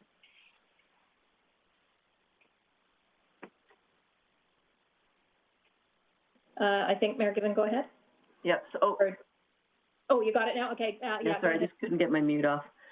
Yeah, thanks to Councillor O'Toole for bringing this forward. I think that there's a great opportunity for facilities that don't need to cost a lot, and they could be multi-purpose facilities. Not every facility needs to be a facility such as the Eastlink Center, as much as it has a great need in our community and is an amazing facility. Sometimes people just need a space to play, and this space can be adaptable. It can be repurposed. As mentioned, in my opinion, it should be in a location that's easily walkable. And I think that there's a lot of great opportunities going forward. I'd love to see one of these and maybe multiple facilities such as this over time, because not every facility needs to be completely purpose-built and, as sort of talked about, to the extreme of some of the facilities we currently have. I have a motion prepared, but I'm willing to wait, as I think Mayor Gibbon wanted to get in the queue. Yeah, no, thanks. I'd be happy to hear the motion. I'm interested in exploring the concept. I really like the idea of a pilot project. I think I'd like to see administration's advice on what that pilot project would entail. You know, there's a lot that's undefined, and that's okay. That's what pilots are supposed to be. But I'd like, you know, to see something come back to committee so we can get a bit of a sense of that and make sure it's headed the right direction. Yeah, and that we're all on the same page, that we're sort of entering into it with the same understanding. But I'm interested in seeing where this leads. Thank you. Thank you, Mayor Gibbon. I think just a moment, Councillor Clayton. Councillor O'Toole, is there anything that you want to add or finish up with prior to hearing a motion? Yeah, sure. Like I said earlier, it wasn't necessarily my idea, but I've been thinking about it for a number of years. This council seemed to be the council that would be open-minded, and not saying the other ones weren't, but it's all about timing. And we've got a great corporate leadership team. And, you know, one of the things that really spurred my desire to push this forward is we've had a number of issues in the north, fires and, you know, major catastrophes. And Grande Prairie has been the hub of receiving a number of those people that were out of their home, out of their work for great lengths of time. And this building, if it was to go through, could be converted into something that wouldn't take away from another building or use. And we could shut this one down and have it set up so we could have an emergency shelter here. That is one of my goals that I would like to see. And I listened to Mr. Councillor Minhas. I've listened to Jackie Clayton. I've listened to everybody threw in something that they just didn't know about it. And when I sat down and started writing down all these concepts and ideas and thoughts, I thought this is something that we should bring forward. And I think it can be done at a reasonable cost, and we can get a lot of life out of it. And I just want you to remember that it's for younger kids, summer sports, and well, I want all children involved, but it's not necessarily the adults that I want to entertain here. It's the youth. And that's my goal. And we'll see what Ms. Clayton has got for a motion, because I'm looking forward to seeing this go to a budget here, if that can happen. Thank you. Thank you, Councillor O'Toole. If there are no further questions, then I think Councillor Clayton, let's hear your motion, please. Sure, thanks, Representative. Yeah, as Councillor O'Toole mentioned, this facility, you know, I look forward to more formalized discussion on it. I think that there are opportunities for us to have inexpensive four-season facilities, whether it's partnering with organizations, you know, what comes to mind is maybe a soccer association. It also in turn could be, this council has talked in the past about indoor skate parks and being flexible and nimble in the facility, being four season, being an inexpensive build, but general purpose. And so not solely recreation, but definitely focused with flexibility for recreation. So I would move that committee direct administration to bring forward options to establish a low-cost neighborhood scale, general purpose indoor recreation facility, and that the options be presented to committee prior to the 2021 budget discussions. All right, thank you. I think we're looking for any discussion on that motion before we put it to vote. Any, Mayor Given? I support it. I'm happy to vote for it. Because it's going to give us a little bit of a start, I expect that there might be a little bit of revision because it's still very broad and there's a lot of different avenues administration can take with that. But I think this is a really good start to getting the discussion going, and hopefully there'll be enough time so we can, if there's something council's interested in, that we might be able to get it to budget. It's great. Thank you, Mayor Given. I did see Councillor Minhas. Did you want to comment? And then Councillor Bressie, I see your hand as well. Yeah. I want to make the comments because this project, as I know, the cabinet was working long time period, and I'm 100% support of it. And I really appreciate Jackie, your motion to bring it forward and see the options. It's a pilot project, and I don't see why can't we go it and try it out and go to. Thank you, Kevin, again, and Jackie and Bill Given. Thank you, Councillor Minhas. Councillor Bressie? Great, thank you. I just hope that when this does come forward, there's also some thought by administration, some conversation about the operational side of this, not just the capital construction, where I think there's opportunities to operate this in different ways than we potentially operate our current facilities that might both be more efficient for taxpayers, but also might give some nonprofits in town some real opportunities to further some of the things that they're trying to further. So I hope there's operational conversations, not just capital conversations.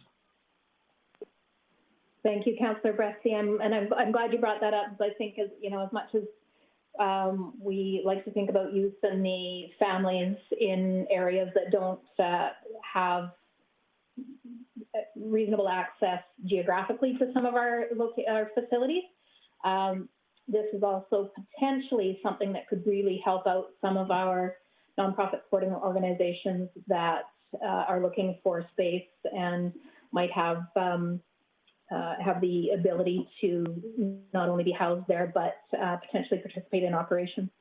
Councillor Clayton, I saw your hand. Yeah, just if there's no other questions, I just had a comment sort of on it, I guess in essence to close. But I think that in administration, I look forward to what administration brings back. And in my opinion, it can't be too pigeonholed, and it needs to be flexible in the sense that you know, there's lots of great things you can add. Councillor and Bressie and I went a couple of years ago to a recreation conference, and one of the sessions we attended while we were there was adventure play.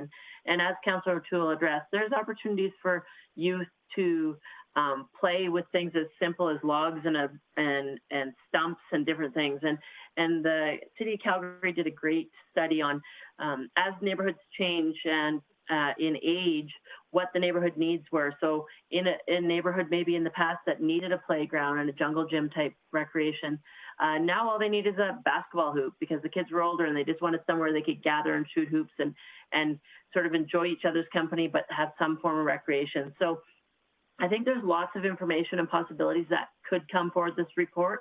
A big thing for me that it's very not pigeonholed to certain sports, and that we don't try to make it too multi-purpose that it becomes extremely expensive. So there are opportunities in this model for it to be a low-cost general purpose facility, but there's also many, many opportunities where this could get much larger and be out of scope of sort of what Councillor O'Toole is envisioning. So I just remind, you know, all of us as when we look at this, it's meant to be a low-cost general purpose facility. So yeah, I look forward to seeing what administration brings back. All right, thank you, Councillor Clayton. And I think that I will take that as closed. All in favor of the motion? And the motion passes. Thank you. And I think that takes us to the outstanding items list. Director Miller. Thanks, Chair Friesen. So we just have 4 items on the list right now. So the on-demand transit will bring back end of October. 1099, which is a community group funding request, which you heard from Ms. Casualay today. If we can remove that one, please. And then South Peace Archives and community group funding policy review. Those are both planned for September 29th to bring back to committee. And that's those are the updates on that, Madam Chair. Great, thank you. Then a motion to accept as amended. I saw Mayor Gibbons' hand first, so moved, and all in favor? Thank you. Thanks, everyone. That brings to a close the Community Services meeting, and I believe we go now to Councillor Minha. Thank you very much, Eunice, and I appreciate it. Now we start Corporate Service Committee meeting. What time is it? 12:12. And I don't think we got much agenda. Hopefully get done soon. And that's me and Councillor Friesen, O'Toole, and Mayor Gibbons. So let's start with Mr. Shane Brook as my buddy. You're the main guy today. Thank you, Chairman Haas. I'll start with just an update from assessment and taxation. Yesterday was the COVID extended tax deadline. We had a number of individuals paying in the last few days. A note that penalties will be levied as of today as per the council amended bylaw. Taxation are still compiling the final numbers, but the initial take is that we're at a very similar amount the day after the deadline as we would be in previous years, just to give some scale that isn't a huge outstanding level of unpaid taxes at this point. The assessors are completing the growth estimate projections that we include in the 2021 budget document, so we're just finalizing some of that work. Finance is on track to bring back some further information on the reserve policy levels this month. That was a request from Council. They're also finalizing the proposal for Council to approve the $8.2 million in provincial federal capital funding, stimulus funding, before the October 1st deadline. So we'll be bringing that report to the next meeting on September 15th for Council's consideration. Overall, we're ensuring that we're maximizing our grant dollars. The program is aligned with what MSI funding generally is, with a few other conditions, including not increasing our operational costs. So we're just making sure that we have some clarity around what that means in our application, and that we maximize the funding sources for that. We have also been in contact with AUMA in the province in the past week, and we haven't yet had an update on the operating stimulus for transit and COVID-related expenses. When the final details of that will come out, including what the final number will be. There was a commitment back in, I think it was the end of July, that there would be funding available. We have not yet had confirmation of what that is, so we will keep committee updated as we get more information. Communications and marketing are still working with the county on the voluntary mask campaign, and that is rolling out more and more each day. And note that the Revolution Place renovations engagement that reported come last month will become more active starting next week, including a note to the community that we have engaged a polling company that will be making calls into the community to get some feedback that is statistically significant, as well as some other in-person and online options to gather community feedback. The last thing I'd like just to update on is IT are still working with facilities to an option to bring council back into chambers. We met with AHS last Friday, and they gave us some really good advice on what social distancing, policy, and engineering options need to come together to make this a safe re-entry. As per yesterday's motion, next Tuesday's meeting will rely more heavily on social distancing and then some of the engineered options. So I'll just note that it will take everyone's understanding to make this option work and a lot of duct tape, but I'm confident that we'll have a process that will work. It just won't be it won't have the usual functionality that everyone's used to, but I'm confident that it'll work for council and meet all of our MGA obligations. So we look forward to seeing you next week. And that's all for my update today. Thank you very much, Shane, for updating. That was very good, important things to say today. Is there any question for Shane? Eunice, go ahead. Thanks, Chairman Hiss. Just quickly, I was there for the discussion, but refresh my memory. Does this bring all of us who can be back in chambers into chambers, or is this a limited number? This is all of council, correct? Chairman Haas, we will have an option to allow all that would like to attend in person to come next week. As I said, it won't be normal, but we do have an option that we have tested internally that will work. There still remains the Zoom option for those to participate fully in a hybrid meeting. Administration will be participating by Zoom for next week's meeting. Thank you. That was my recommendation. Thank you. Councillor Toole? Yeah, if you need any duct tape, let me know. I buy it by the case. A good handyman always has duct tape, man. I'm a lot sitting. Okay, Clyde, you go ahead. Thank you, Councillor Minhas. So, Mr. Bork, is it part of the process? I understand that it's going to be possible for all council members to be safely distanced if they choose to attend. I'm wondering if part of the protocol would require people to wear masks when we're gathering or when we have to move from our places. Chairman Haas, so as I described, part of the arrangements, our policy, part our social distancing, part our engineering. The council will be receiving an email a little bit later to work some more advice from our health and safety on what the process part looks like to ensure safe gathering. So yes, you're going to get an email stating that, and also asking who will be attending. If it is, as this is a make work alternative, knowing whether it is 7 or 8 actually has some significant amount, just a change in how we would set up the room. But there will be an email coming out to council explaining what the necessary policy measures will be in place to make this happen. So you mentioned 7 or 8. Does that mean that there's a possibility that there would not be room for all 9 of us to be there? Chairman Haas, there's an alternative for all 9 to be in the room if that was the request. Just different configurations. So between 1 and 9, we can accommodate. Thank you.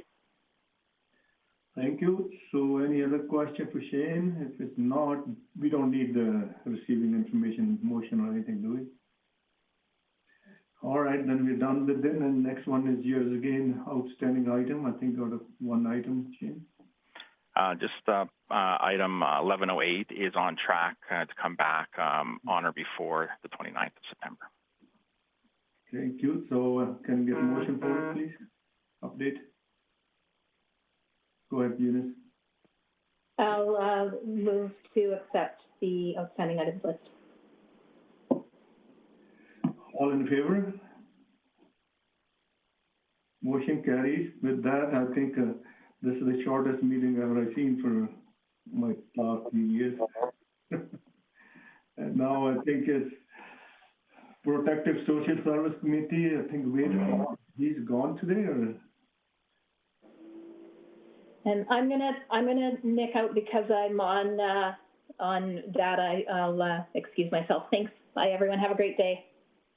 So, Chair. Yeah. So I think it's actually Councillor Toole is going to take over this one as Councillor Palat is away, as is Councillor Thiessen. So Councillor Toole, it's you and I today.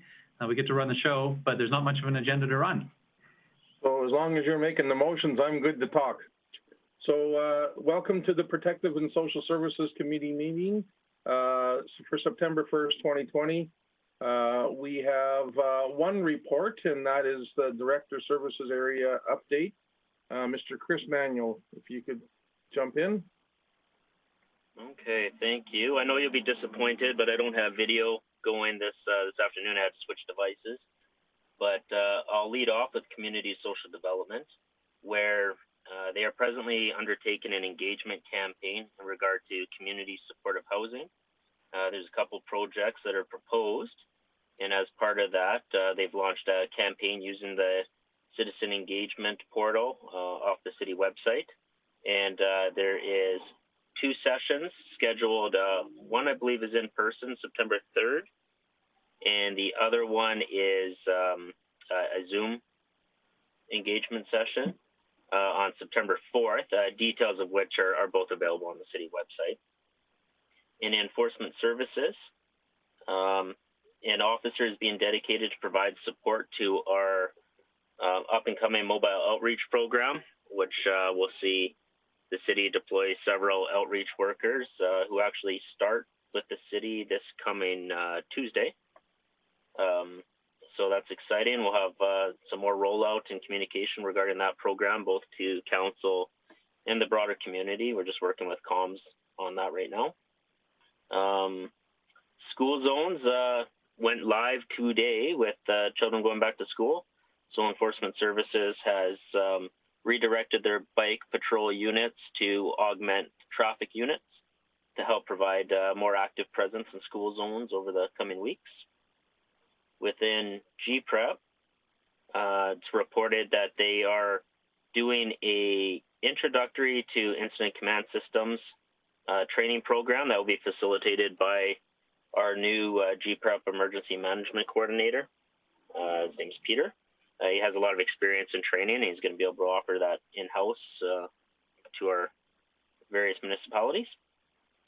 And over at the fire department, it's reported that they're transitioning to making better use of reusable non-medical masks with staff where appropriate to limit the burn rate on medical grade masks and PPE, just to more efficiently utilize the equipment.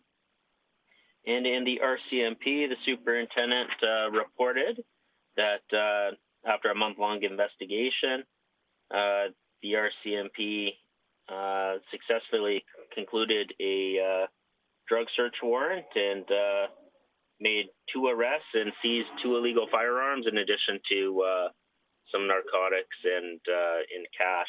So good work by the municipal drug unit to, again, keep pressure on the illicit drug trade.